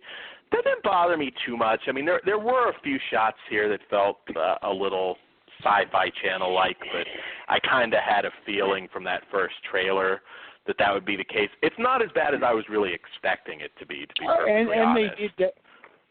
They did definitely improve it from that first trailer. Yes. I was looking at it, I'm like, this really isn't that bad. To be honest, and it was okay. I mentioned off air, our former co-host doesn't really like stuff. I mean, this is a guy who watched the first episode of Ash vs. Evil Dead and was like, So. Well, he never was an Army of Darkness fan. He did explain that one to me. He, and I should say, Chris McGibbon, our founder, back in the day for Horror Theater Radio. He doesn't like Bruce Campbell's shtick necessarily. You know what I mean? He loves the Evil Dead films, but never cared for, I think, a lot of his other stuff. But that's what makes the Evil Dead films. Even if you take Army of Darkness out of the equation, if you love Evil Dead 2, that's Bruce Campbell's shtick. That is true. I actually told him, I was like, you should watch a little more of Ash vs. the Evil Dead. Speaking of which, I'm recording them so I can have a marathon. I haven't actually watched season 2 yet, so I am actually doing the same this year. I was just like, a half hour is not enough, and it's not like Walking Dead where it's going to automatically be spoiled, so I was like, let me record a few, and then it'll be kind of more of a treat. But well, back to Ravager, though. I'm letting it get to 4 before I would knock some out. Yeah, see, but I brought that up for a reason. Because to me, at this point, I just wanted to see Reggie doing Reggie shit. Yeah, which you get. Well, we did get one thing, but that's because his dumbass fell asleep. Yes, Reggie almost got some action, and he did. And I was sitting there, I was like, "Oh, here you go, Reggie." You wore her down, and then old bastard dozed off. How pissed were you when he was asleep? I was like, motherfucker. I was not happy. Yeah, I was gonna say I wanted like a full-on like Emmanuel style like roll in the hay with Reggie and Dawn, but spoiler alert: Reggie doesn't. His other bald head does not come out to play, unfortunately for the ladies. Yeah. But it has a ponytail also. Yeah, there you go. There you go. We will talk about the movie, I promise. But that was about the movie. But I mean, if you're a fan of his character, he has a lot of badass moments in this. You know, and again, I'm highlighting the good because I do have some bad things to say too. But that opening shot with where he gets he steals his car back from the thief, I thought was just really badass. And then the sphere chasing him. You know, it kind of, and it's not that good this film, but it kind of almost felt like a Wolf Creek 2 type situation where they really kind of upped the action and some of the craziness, and for the most part I thought it worked pretty well. This isn't the original, this isn't the second one, although I could see some people possibly liking it better than the last couple, but I know it is there's been a pretty high consensus that I have noticed. People do prefer this one to 4, and I like 4 too. Yeah, I like 4. I think perhaps this one, it's not what I mean, it's not all it could have been. It definitely isn't. Of course, we can always say I'd like to see more Tall Man, and, of course, Angus, I'm sure, was not in the greatest of shape at this point. I mean, even back in 2008, I mean, the guy was into his 80s, and, so... I am very glad to see him again. It's not. Some people said a cameo. It's not a cameo. I mean, he's not a lot of screen time, but I guess people forget how little he was in, the first film and some of the others. He is not. Yeah, that's what I always say. I'm like, he's even like Pinhead. It's like he really not a whole lot of screen time in Hellraiser. No. Yes, it was upped in 2, but that's because Universal was desperately trying to find their Freddy Krueger. I mean, yes, they finally got it with Chucky, but they were very desperate for a horror franchise at that point. Yes, tried, and he looked a little frail, but he looks a little frail. I mean, they could have maybe have done a little bit more with him, but of course some of the more CG moments there towards the finale are some of his scenes, but that's how I would really push this one if you haven't seen it. I mean, this is a one-man show with Reggie, with a lot of familiar faces showing up from the other film, but this is Reggie's show. It's not Mike, it's not Jody, Rocky, or anybody else. This is Reggie Bannister. Cameo. Yes, he was. Although, I still would prefer to see what's his name come back from part 2. I'm slipping. Mike, the actor. I know. I can't. Not Mike the person. James LaGrosse. Yes, James. I wish that I get why they swapped back because it was Dawn's buddy and they went back to. But I always preferred James LaGrosse as adult Mike. Yeah, I mean it would have made sense if they continued with him because again he was a kid, he grew up, I never really thought there was any continuity issue there. I like Michael Baldwin. I will say, and it's not gotten distribution yet, but he had his best performance in a film called Brutal. Actually really good. I think you can still get it on eBay. There's a few movies under that name, but he can act. Okay. I will throw it out there. Really good performance in that. And it's not a slight on him. I just always, again, I as much as I love the first one, Phantasm 2 is the Aliens of the series. That's just such a fun one. Yes. But it is. One thing I was going to say. This is the low-budget Aliens. Yeah. Do not let me forget when after we give a number to my annual Halloween morning film. We'll get to that. I want to finish Phantasm, but it's a tight one, so do not let me forget. Okay, so I don't want to go off on another tangent. Well, another thing I wanted to point out about this, because like I said, it's not the CG fest that I was maybe expecting it would be, although that's there. There's some pretty cool sphere action, some nice gore there. Daniel Roebuck, no spoiler, he's not around very long. You do get some pretty gnarly, blood-gushing sphere action, and I mean, it's certainly a very fast-moving film. I think it has some, probably really the best acting maybe I've seen out of Reggie Bannister. He gets some, emotional moments in there as well. I think it's a crowd pleaser because everybody loves him, and I think they always have, even since the first one. And I think he had a lot of great moments. Now, get into some of the bad, Todd? I don't know. What do you think? Do you have anything? Yeah. I already brought up the two things that I was not a fan of.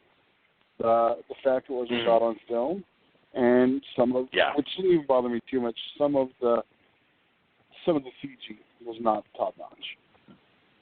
What are you? Yeah. The gunfire, in particular, there were those few moments where, like I said, we always say sci-fi original, but it's just the best way to describe it. But that's not the whole movie. And I think this was just a case, really watching the movie, where it's like, I think Coscarelli and everybody just came together, and I'm sure also probably why Coscarelli didn't direct it, and just said, look, this is on the verge of never happening. We need to just do it for a realistic budget. We're not going to get to make Phantasm's End, which I think the script for that one's out there, where it's going to be, a more Hollywood film that would require a lot of money. And I think they just finally settled, and they made the best film that they could for the budget. I mean, towards the very end, you mentioned the Jody cameo, and we got like the Mad Max car and everything. It definitely felt at that point that we were getting far away from a Phantasm movie, and that's probably my biggest complaint. I don't know if I'm entirely satisfied with how this ended, because it didn't feel like the boom, we're done, this is the end of and I think it will get remade at some point, but this is the end of the original franchise. It really felt like with some of these characters, it's not a spoiler because she's in the cast, but like Rocky and some of these characters will be in another movie. Maybe, I mean, hell, shit, maybe they come up with something totally different with the characters. It just, I don't know, it didn't quite feel like this is meant to be it. That's all I can kind of say about it. Did you stick around long enough for the Reggie rap song? That's what I thought you were going to play tonight. I did not have time to get a hold of that or from the thing, so I did, and I was kind of, it's one of those rap songs that just makes me cringe. It is, but it was still kind of fun. I almost why I didn't throw on an actual good one that uses the Phantasm beat but I used it not too long ago, I think, when this was announced. Doomsday Production Red Rum used the Phantasm beat to make a very good horrorcore rap song. Yeah, that's kind of where it comes down for me. Would you have, I kind of thought it would have been cool to see a little more of Rocky, to be perfectly honest. I did too. To have seen more of her. She was like the post-credit, and that was kind of cool. Yeah, I was kind of like, well, shit, did they delete her footage? Are we going to have to wait for the Blu-ray? And then I was like, oh, well, there she is. Yeah, and that definitely did feel like a setup. I was kind of at one point, because I remember the army of tall men from the trailer, I was almost waiting for a switch just so we could have someone else take over the reins. But we all know he can shapeshift, so you can continue with someone else. I've always said this, whether it's a remake or even, as you said, another sequel, and it's horrible. I can't think of the actor's name, but he's an Australian actor, played Sedicus on Legend of the Seeker, and he was how was his character, the gatekeeper or something in the Matrix sequels in the subway. You know the face. I'm sure people know what I'm talking about. I won't IMDb it right now, but I always saw him and I'm like, God, this guy would make a good tall man. He looks similar to Angus, but he's also very distinct and I think would do a good job. So that's my fantasy casting. Anyways, but make it happen. But yeah. Huh? Make it happen. It could happen. I mean, I would not be offended. The way this ended, I mean, again, that's my biggest complaint. It just, I don't know that it was, and you kind of probably knew this, that it wasn't going to be everything you ever hoped for. I'm curbing my expectations as well for the next Hellraiser, because I know that's not going to be everything I hoped for. I just hope it's better than the last one. That's all I care for about at this point. But I was entertained by this. You know, it may not have been the send-off that I was hoping it would be, but if I just clear my mind of expectations and am just looking to be entertained, this movie does it. I think the Reggie character has a lot of great moments in this, and, you know, you at least get to see everybody, albeit in some cases briefly, one last time. And, you know, and that's one thing for me, too. It was like, you know, Don made the situation happen where all of his buddies got to play the roles they're, you know, most famous for one more time. And, you know, it's perfectly fitting a swan song for Angus. And it just, you know, it's not the greatest, but it is great that they were able to do it, I think. Yeah. I agree. And I don't mind seeing this one get remade. I mean, you know it's going to happen, so prepare yourself for it. And that's up to one. You know, that's the one man. So it's not one of those cases where you can blame a studio. If it's happening, it's because Don lets it happen. Well, I don't necessarily mind if he does now. I mean, I feel like, okay, well, this one's supposedly ended unless they decide maybe to do a spin-off or something, but you know, I don't know exactly what direction they go, but so, you know, for me, if I almost feel like giving it 2 ratings, but if I'm just rating this as a movie, you know, just another movie, I give it 3.5. I mean, it was entertaining all around, in spite of some flaws and maybe not having as strong of a finale as I think it could have had. But, you know, it really delivered. It didn't live up. I mean, if you're a Phantasm fan, you know, maybe a little bit less. But that's my rating for the movie. I had a good time with it. It's just, and again, I think for a lot of people, the fact the film issue is it just I think in their head it just doesn't feel the same for a lot of us. As the movies you watched and loved in the past, it just feels different, and I think that's one of the big things that might hold it back. I agree, but I have to give it a 4. I had fun with it. It was flaws and all. It was, let's go rewatch Phantasm, and I don't mean Phantasm Remastered, where they pulled the strings away from the balls and the fucking giant plastic fly. Yes. I wonder if that's a good job of the HUD. I haven't watched it yet. I have it on my DVR just to check some key moments when it aired on Sci-Fi this past weekend. Although it is only $3.99 to rent on DirecTV, I don't know if you saw that one. Saw that. Oh, really? They do it? I think it was $6.99. No, well, that was Ravager was, but the Phantasm 1, 3, and 4, they all have the new remastered versions up for $3.99 rentals. I think I'll wait for the disc.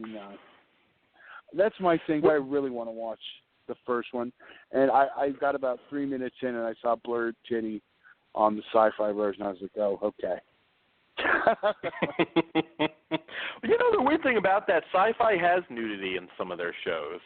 It's never anything totally perverted, but Dominion had some nudity. Lost Girl has a little nudity. The Canadian version maybe a bit more, but it's not unheard of. There've been a few shows that have had a little side boob and some ass. Yeah. So, hey, but you're going to air some of these movies, you can show some.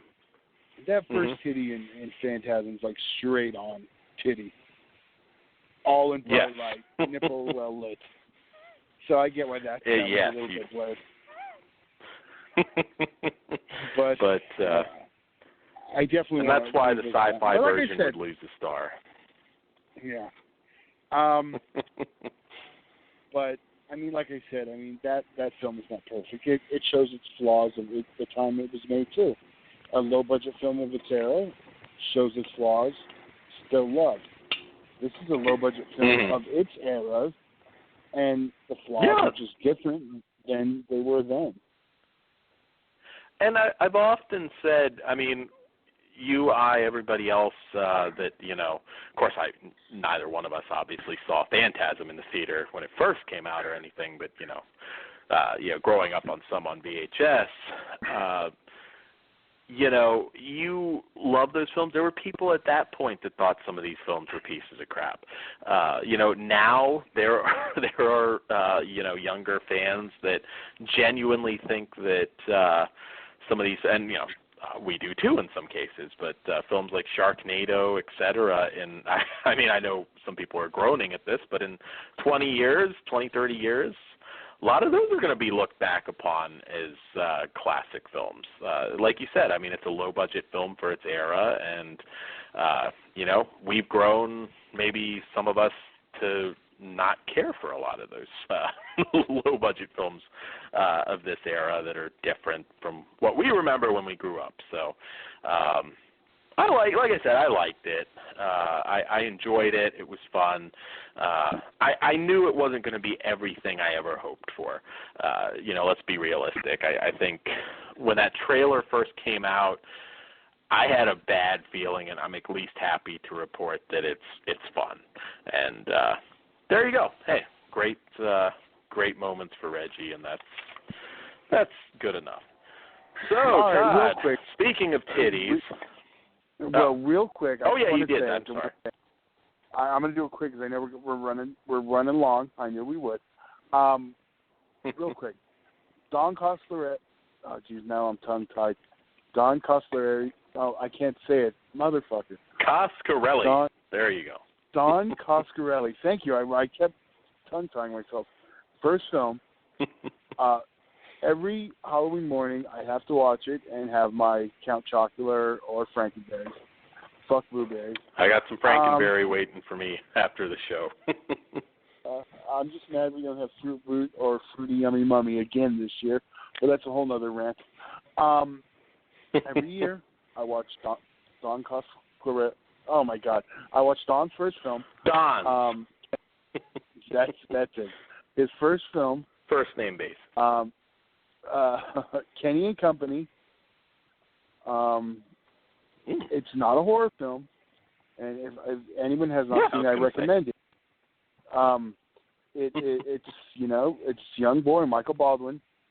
It's basically the day of Halloween and just setting up and getting ready, all the things we used to do 20 plus years ago as kids to get ready for Halloween, to go out and have a good time and just do Halloween shit. And it's definitely like a lighthearted family, film. But the one notable thing is there is a haunted house sequence, which when Don Coscarelli, Coscarelli was doing a screening, he noticed how everyone jumped in the jump stuff in that little segment, and that's when he decided basically he was going to make a horror film, and that horror film was Phantasm. So it all is full circle. Although the disc is kind of pricey now.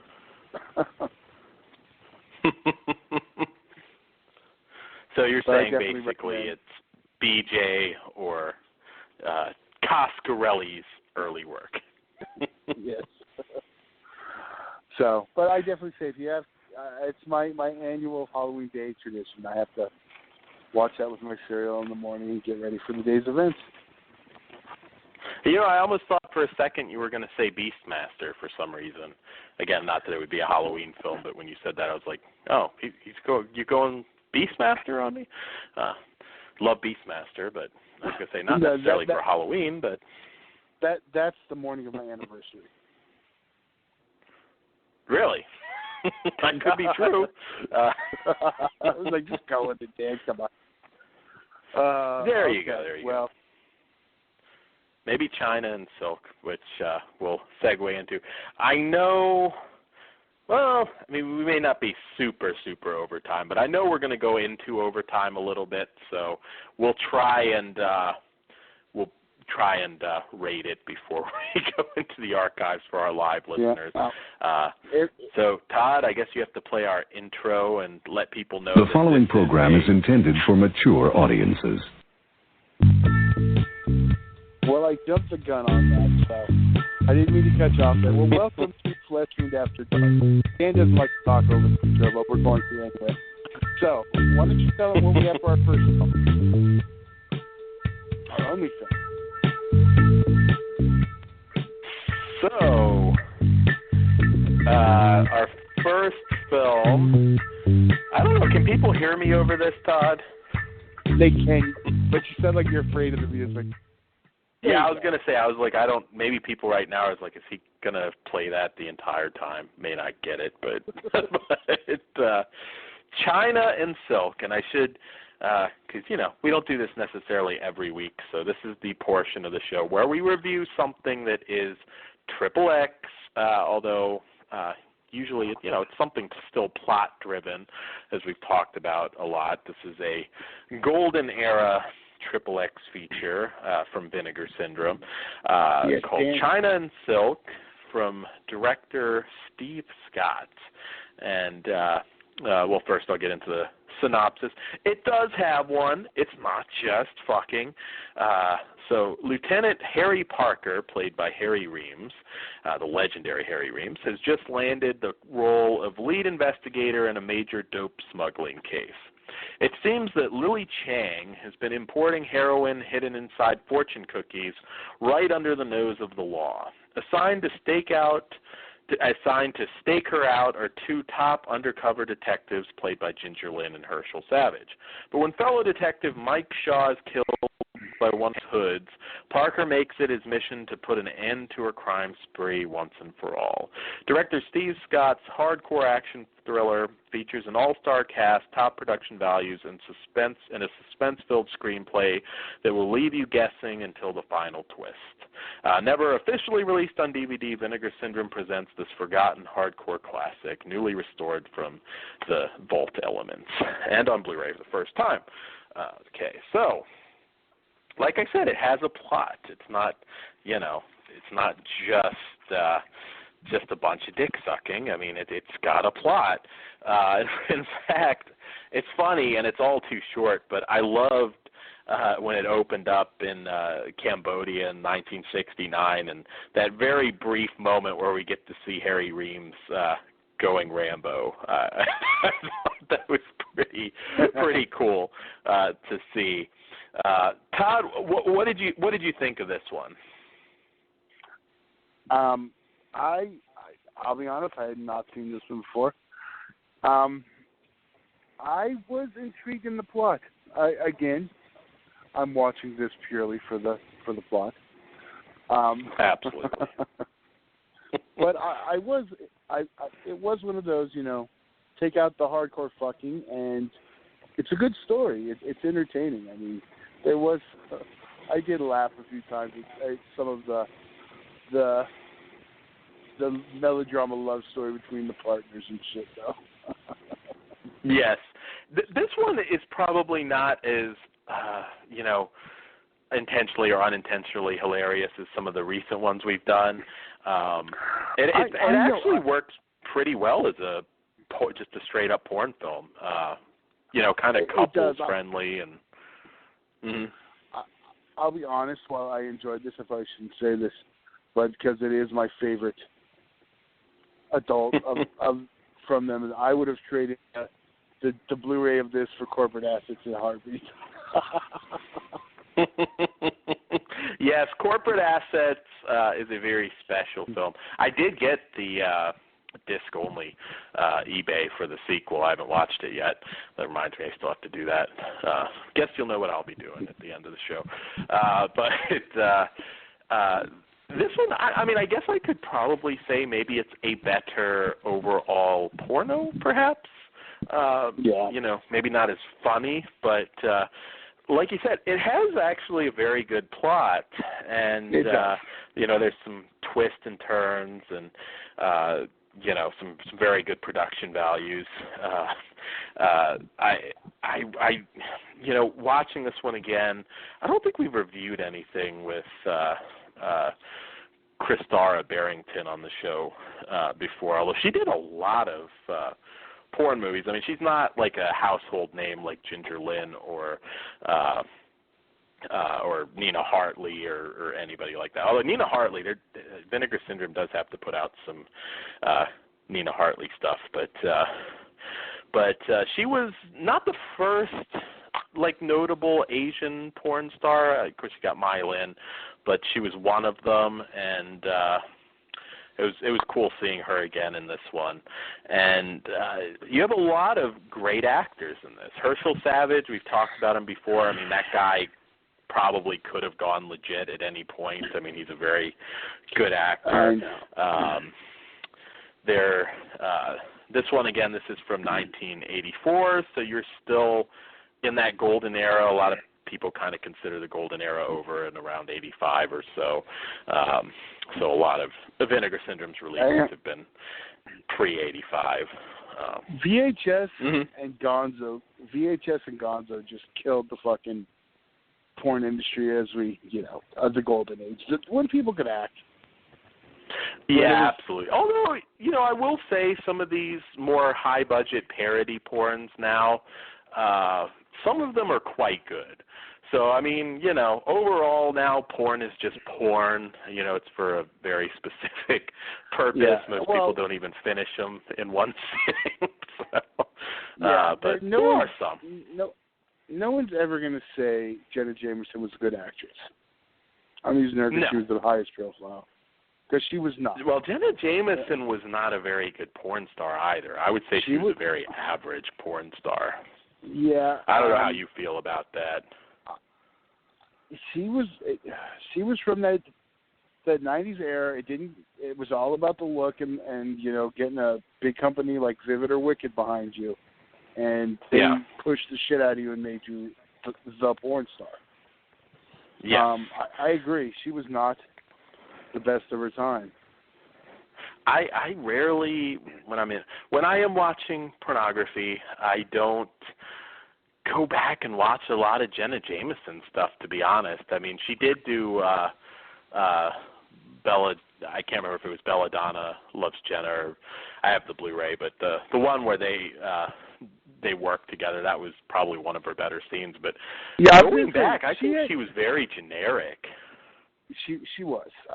I will agree with you on that one. She actually, as she got older, she kind of like turned it up a bit. And I'm not talking about when she got really old. But I definitely agree with that. What is she, like 45, Todd? I mean, she looks like she's 80. She looks like she's like 82 at this point. Well, that's harsh. But I never thought she was very good. She was always very mainstream, I guess. Yes. Of course, porn's gotten more and more raunchy, and people like Belladonna and Sasha Grey and some of the bigger names over the last few years have done some pretty extreme stuff as well. It's not all glamorous, vivid stuff, but I don't know.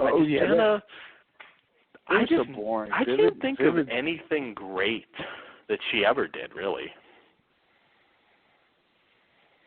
Yeah. And I just can't think of anything that I really ever loved. I mean, she was a good-looking lady and everything. I don't know. I never thought she was much of a performer.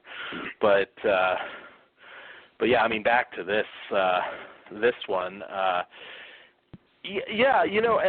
it did have some funny moments. I thought the Harry Reams sex scene in the car, I thought that was kind of the Hugh Grant style scene, because something tells me there were some people in the background, certain cars and stuff that were not extras. I think this one was shot guerrilla style, perhaps, but and you joked about it before. I thought it was funny this era, the thumb in the ass. You did get that briefly. I don't know if you noticed that. That was a bit of a staple. We've talked about it. If you've listened in the past, we've brought that up. We're a classy show. We're actually referencing a thumb in the ass. And I don't know about you, though, too, because I didn't know she was in this. Cara-Lot, who kind of was active into the 2000s. I don't think she is now, but a lot of the MILF, and I think at this point probably granny stuff. Always a big fan of her as well. She had the lesbian scene with Cristaro, which was good but all too brief. You got some drug titty licking, which was pretty funny. Oh, yes. There was a lot of drug titty licking back in 85 or 84. And most of it was not shot on anything. Yes.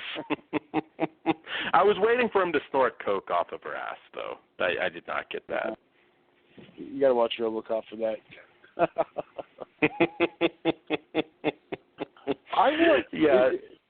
Has the world yet to unleash a RoboCop porn parody? I would like the porn version of Clarence. There was... it's always a funny name, but was there not RoboCop at some point? See, I don't know if that's pretty obvious, and I'm trying to think if I can place an actual... obviously that would be the porn parody title.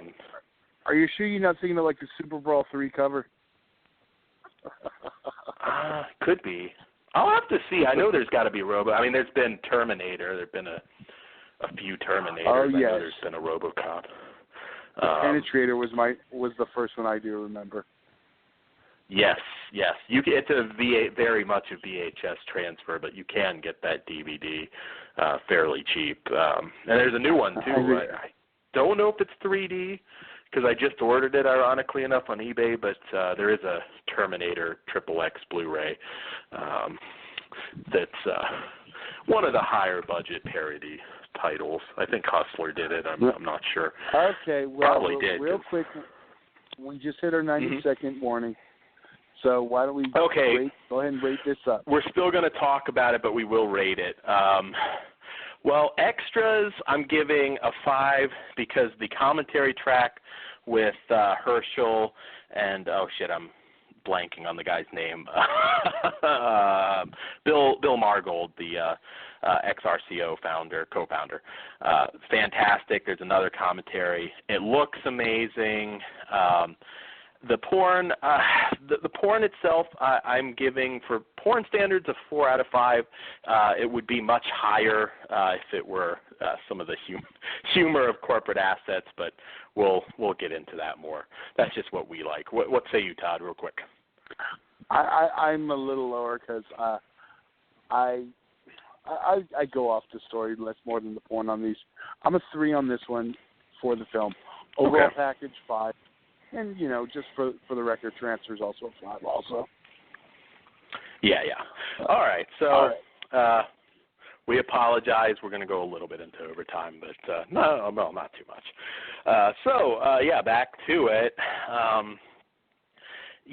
mean, this one delivers on the sex. Like I said, it's as a lot of these films where they're there's not as much that is offensive in this one, because we're talking about corporate assets. There's a whole bunch of offensive shit that's hilarious but not couple-friendly.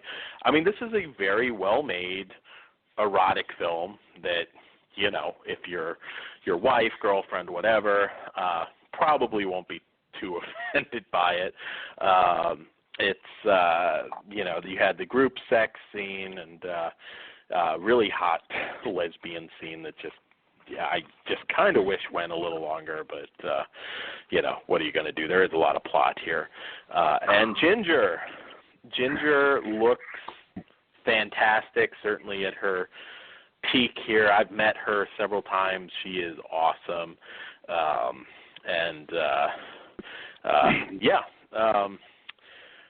do want to point out. Mm-hmm. I was going to say she actually broke her leg before Devil's Rejects running to get away from Dan. Yes. Yes, that is true. That is true. Hey, man, I got a kiss. Brief one. It was a peck, but I got a kiss.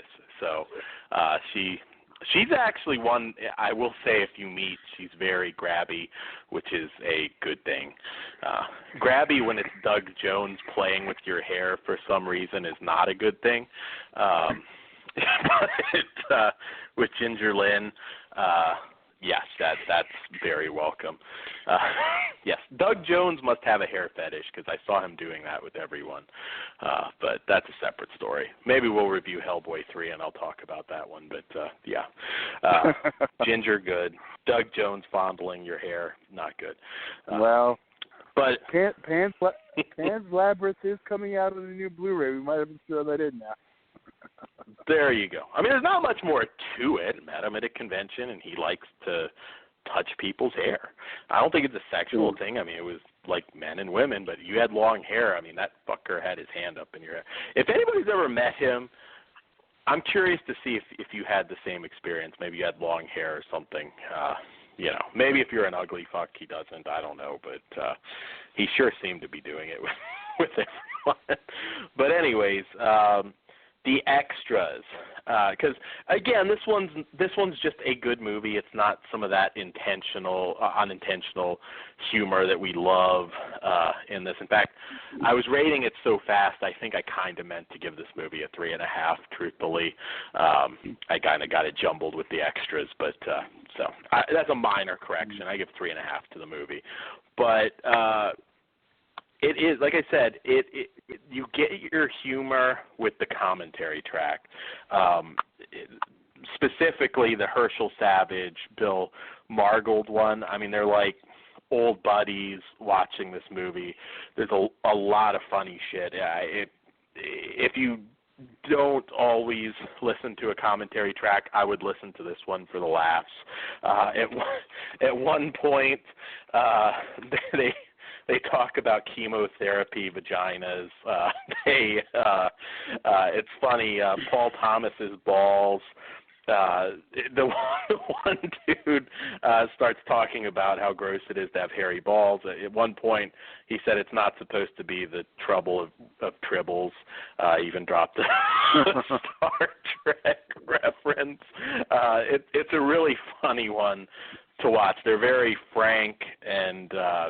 It's a great commentary. I have to say I really love the Herschel Savage commentaries on some of these releases, which honestly, that could have been all we got, and it was funny enough that this still would have gotten a great rating from me in terms of the extra features. It's funny. You wouldn't think somebody could really do a great commentary on a porn film, but there's all sorts of stuff debating a cock double at one point for one scene, and it's a lot of fun. A lot of, like I said, a lot of interesting stuff. They even mentioned John Travolta and some of his scandals at one point, and the pina colada aided cum shots, and there's a lot of funny shit here. Definitely listen to that.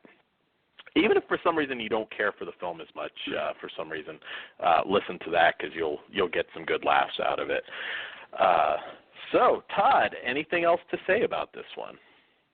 I don't either. I don't either. I don't. I think you summed it up quite well. Herschel's always pretty damn entertaining on anything commentary-wise that I've ever heard him on. Did you ever watch Family Business? Oh, go ahead. Oh, yes. That was. I'm not a reality show guy, but Seymour Butts, his reality show, Herschel was on there at different points doing stand-up and whatnot. Really funny dude. Yes, that's probably what I know him best from. What I was going to say is, although we're not formally reviewing them tonight, I did want to make mention of the Peak-A-Rama double feature that was also released in this wave. Eat at the Blue Fox and Titillation. Been looking forward to both of these, although in a non-sex role, Kitten the Tividad in these.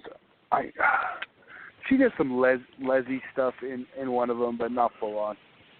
She never really did the porn till she got into the MILF genre, her G-MILF genre.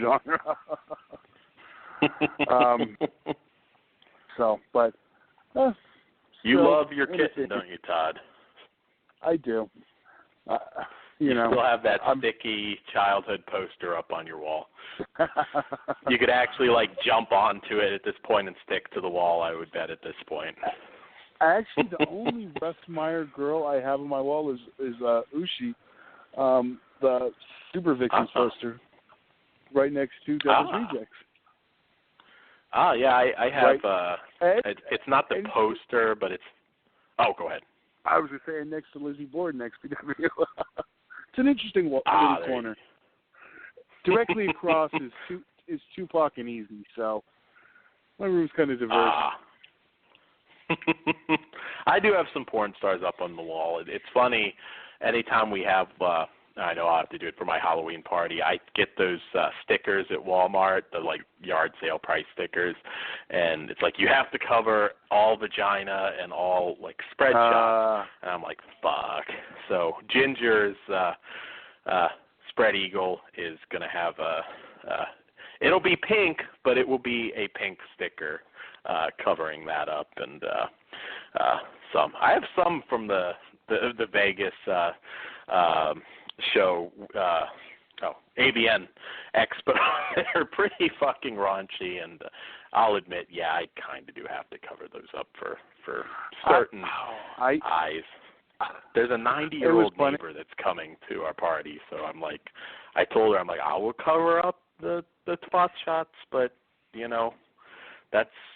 they're still going to be offended because there's a lot of offensive shit. I think the Gacy autograph will get them too. Funny story, and I can't remember who they were because I have 3 different Thor posters, those actual size ones. I got in a lot, and I used to just switch them out. I can't remember all 3. It was Raylene was one. Devin was the other. And was it Kira Kenner? Kira, the half-Asian adult actress from that era. Kira, oh, shit. It's going to drive me nuts now. It's Kira something. I want to say it's Kenner because it wasn't a very Asian last name. I'm looking it up right now. I know what you mean. But I had the and I had the posters up. Yeah, it is Kier Kenner, just so you know. Okay. I wasn't sure. I thought maybe the last name might have been different. Kenner, so I'm not exactly sure. It could be pronounced slightly different. And my friend's, now she's now 16-year-old daughter, when she was a newborn, so it tells you how long ago this was, because I had the poster up. She'd always point to the boobs and be like, dinner. I can't remember what she would say. She knew it meant food, which I thought was hysterical. I'm actually going to tell her that story when I see her next Saturday at Hellbent.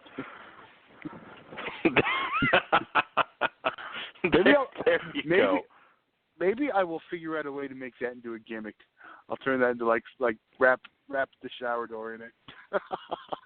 Well, hey, some of the grown men here might look at my Ginger Lynn photo and say the same thing. So, you know. There you go. There you go.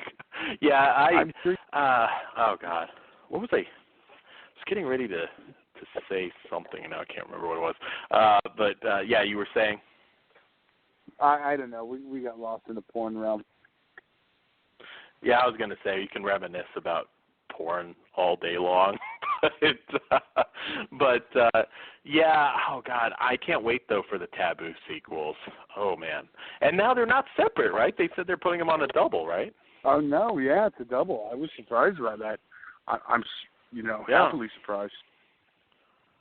Yeah, me too. Because the first few are all kind of classics in their own right. Particularly the second one. You know, I know, like I talked about Adam Carolla before, really highlighting that one and being a big fan of it. And that seemed like one they could have put out just separately. But, hey, well, maybe, there you go. You get more bang and incest for your buck. Maybe there was just a lack of extras and they decided to go that route. I'm not complaining. Yeah, that could have been. Yeah, they probably wanted to really deliver on the first one. No, I'm not complaining either. That'll be cool. We'll get to review both at once.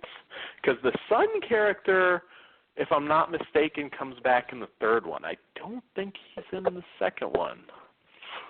I'm pretty sure. I've probably seen the second one since the third one. But yeah, so, before we go, obviously, you want to plug some UEW. I know, and we'll work on the dates. We'll have to decide. Did you have guests for the Full Moon show? Or, I'm trying to remember now. My mind's all jumbled. It's been a busy week. I'll probably have some of the UEW guys on next week to push Hellbound the following, that Saturday. Okay. So probably then, I guess, next week will be whatever, and then our Full Moon show. I guess. Yeah, that's the plan. And the only thing is we may flip the Full Moon show and the Vinegar Syndrome, just depending on how things work out. You know what I mean? Okay, yeah. All right, so sometime over the next 3 shows, you're going to have some of the UEW guys who are coming into the big show. I wish I could. I was even tempted, like a few months back, to come down for. At some point, I will get to a UEW show and be a honorary member of the Front Row Mafia for one night only. There is the deathmatch tournament in December. I would love to get that. I've been meaning to take a trip to California because I miss California so much, and it's been a little while now, more than a few years. So I will definitely have to get down there for something. Deathmatch tournament would be cool. I haven't really been to a heavy. I mean, it's been a while for CZW. I haven't been to a real proper deathmatch tournament in a while. So I'll have to get down there for that. But so what do you guys got going for Hellbound? Oh geez. Well, there's a body bag match, barbed wire cage match. Tanky Twisted Toolshed death match. There's a bunch, but I'll let. Well, I'm assuming Kyle will. I'm assuming we'll get him to come on and lay everything out. But I know, go to uewwrestling.com or look up Underground Empire Wrestling on Facebook, and 8 matches have already been announced. So sweet. Go. Yeah, and we'll have go that. Check it out. You can always catch that on Flesh Wound Radio too. Definitely, that should be one hell of a show. I was kind of looking at some of the stuff Kyle was posting, and I'm like, oh shit, I would love to get down for that. But if you can't, you guys can. That one's going to be a Blu-ray, I take it, right, Todd? Yeah, DVD and Blu-rays exclusively. We're actually already taking pre-orders on UEWWrestling.com. There's limited numbers of both, extremely, because we're doing autographs of everyone who wrestled in the event for, I want to say, on the website, first 15 DVDs, first 5 Blu-rays will have everyone autographed from that's on the show, and then anything after that, I'm sure there will be some autographs on them, but they will not be the numbered ones. So that's first 15, and DVDs are only $10. I may have to jump on that. Yeah, and Blu-rays are only 15. Okay, that's not bad at all for a Blu-ray. So, not a whole lot of wrestling Blu-rays out there outside of. Cause I was even at the Ring of Honor show. I'm trying to think. I don't think they really have been doing Blu-rays. TNA doesn't do it. So yeah, there's a lot of not a lot of companies doing Blu-rays. So definitely check that out. WWE doesn't even do a Blu-ray for every show. No, they don't. Yeah, I was going to say they've never. Although it's like I said, because I am actually getting ready, I think, to sell some of my pay-per-view DVDs, because that's like the one thing I've said. Okay, you can start saving room on that because you have access to it all in HD on your thing, anyways. But what if they pull it? That is true. I'm not talking about some of the non-pay-per-view. Like, obviously, I ain't getting rid of the Chris Benoit set. Or did you hear, by the way? I'm totally going off topic, but it's we always have to get some wrestling talk in.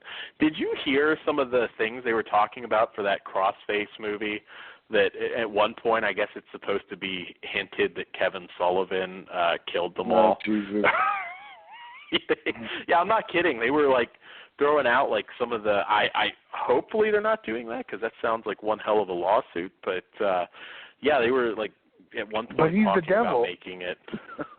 Yeah, he did talk about it in an interview at one point and said like it bothered him for a long time that there were people actually out there suggesting that he somehow murdered all of them. But I was. We will review that. I know it's like completely inappropriate, but we will have to review Crossface when it comes out, for sure. I'm going to say if it comes out, because they've been saying that for years. Yeah, that's true. Not the first wrestling movie that got pulled. You had the Matthew McGorry, Andre the Giant film that we never got to see, so obviously through death, but yeah, no, I'm excited. Oh, did you hear the breaking news? Like right before we went on, Billy Corgan is suing Dixie Carter. I did, and I was like, how is this an angle? I don't know. I don't know. I don't think it's an angle. No, I don't. I think TNA. God, I don't know how they're going to survive at this point. I mean, they seem to keep chugging along. Because I did read one article that says if for a lot of people that think they're dead come January, they said that they are getting some international money coming in. So they may just keep limping for a while, but there's a lot of contracts coming up in January and February. Yeah, I think anyone who resigns that company right now is an idiot. Because apparently Dixie came in and fucked up all the deals. Yeah, well, they said she's been cutting deals with everybody now, and it's such a huge clusterfuck. I think everybody knows it's a sinking ship, and they're just trying to get – I heard John Gabarek, of course, people, Tough Enough fans remember him from WWE before. Supposedly he was trying to work a deal where if he could get them the WWE the tape library that he'd get a job with them. So I think I do think it's over. It's just a question of when now, because I don't think you can have that big of a clusterfuck situation with people having pieces of the company and it's going to survive. So if Corgan's suing, I just want Broken Matt to show up on Raw at this point. I don't want TNA to go away. I just want Broken Matt on Raw.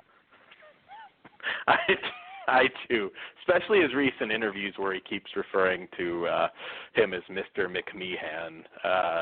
Yes. We're going to get a Bray Wyatt feud. That's probably what they're going to do at this point. He's going to show up and he's going to get to beat Bray Wyatt. He challenged the Day of New, and I can't remember what he called the Wyatt family to their whatever the next compound match is. He said if they show up, they'll show up on Raw.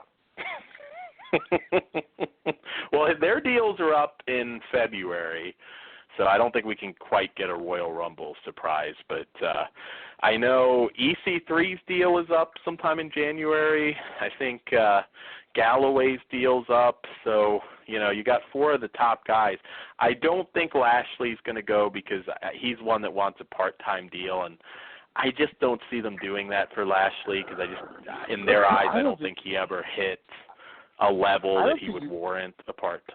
I don't think he's worth it in TNA. He just bores me.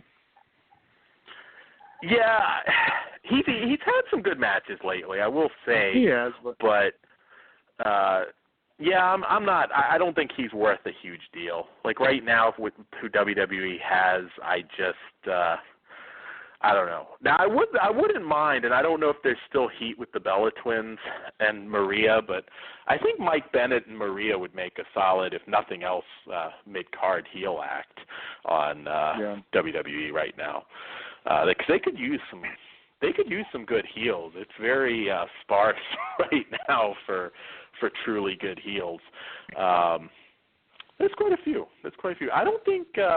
I would say Decay, but for some reason I don't think if TNA does die that they will, but who knows right now. I do like Rosemary's work, but it figures I would. But yeah, I guess that's all the major wrestling talk. But I am very excited to see Sasha and Charlotte in Hell in a Cell. I was marking out, hoping they would do it. And they did, so I'm excited for that one.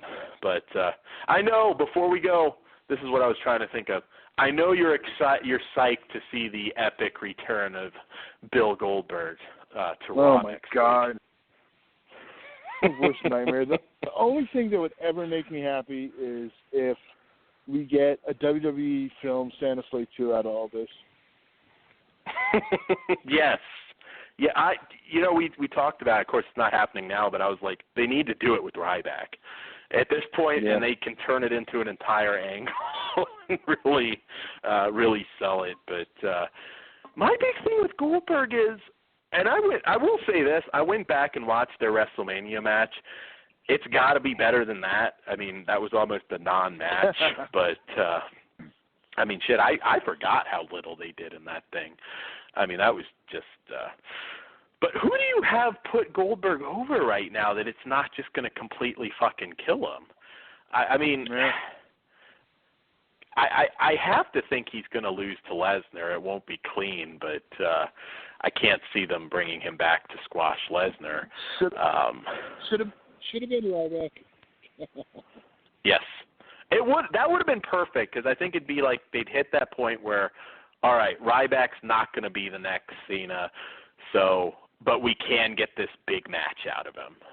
He would have been perfect, but I don't know right now. I mean, what, do you have him fucking destroy AJ or Kevin Owens? I mean, that would be horrible. And some of the other people, I mean, I could say Jericho would be safe or Triple H would be safe, but he fucking wrestled them the last run. So it's, I don't know. I'm more thinking WrestleMania opponent. Huh? The Rock. I don't think The Rock, we want you to come back and job to Goldberg again. I don't, maybe Cena, I don't know. Cena's part-time. Maybe they'll send him out there to do the job. That'll be the Hogan return. Yes. Yeah, but that's like, it's like, yeah, Goldberg's got two moves and he can't sell either one of them. I don't know. Let's be honest. If Hogan was 100% healthy, do you think he'd sell either one anyway? No. No, that is true. I don't know. I'm very curious to see what his reaction's going to be come Raw. I'm open for Ryback. Yeah. Oh, dude, if I were there, I would do everything. I would carry in a huge fucking banner that says "Chant Ryback" and do whatever I could to get that going. But I know. They left California I don't know. just in time. I would have went to Raw to fucking do that.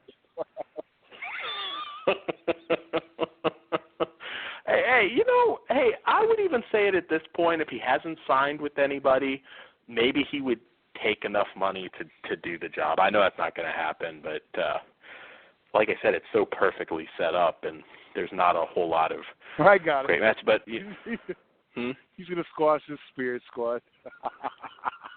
Yeah. Weren't you amazed? Because you know the story with Ken Dwayne and John Cena. I was like, wow, that must have been an interesting lock, because Dwayne was the one, or Kenny Dykstra, he was the one that was like sitting there talking about like some pretty nasty interviews talking about Cena not being the superhero they portray him as, and, you know, going around with Mickey behind his back. I was shocked. I never expected to see him on WWE TV again. I don't know if they've signed or not. I have to think they probably did, because I just can't see him coming back for a cameo under those circumstances. But who knows? Well, we probably talked wrestling enough. But yeah, I gotta get out of here. It's almost 8:30. I got a baby. We will. Yes, you do. You have real life responsibilities now. We will see you guys next week, and lots of great shows through October. And I have no outro, so screw it. We're going with Vestron. Good night, y'all. Night.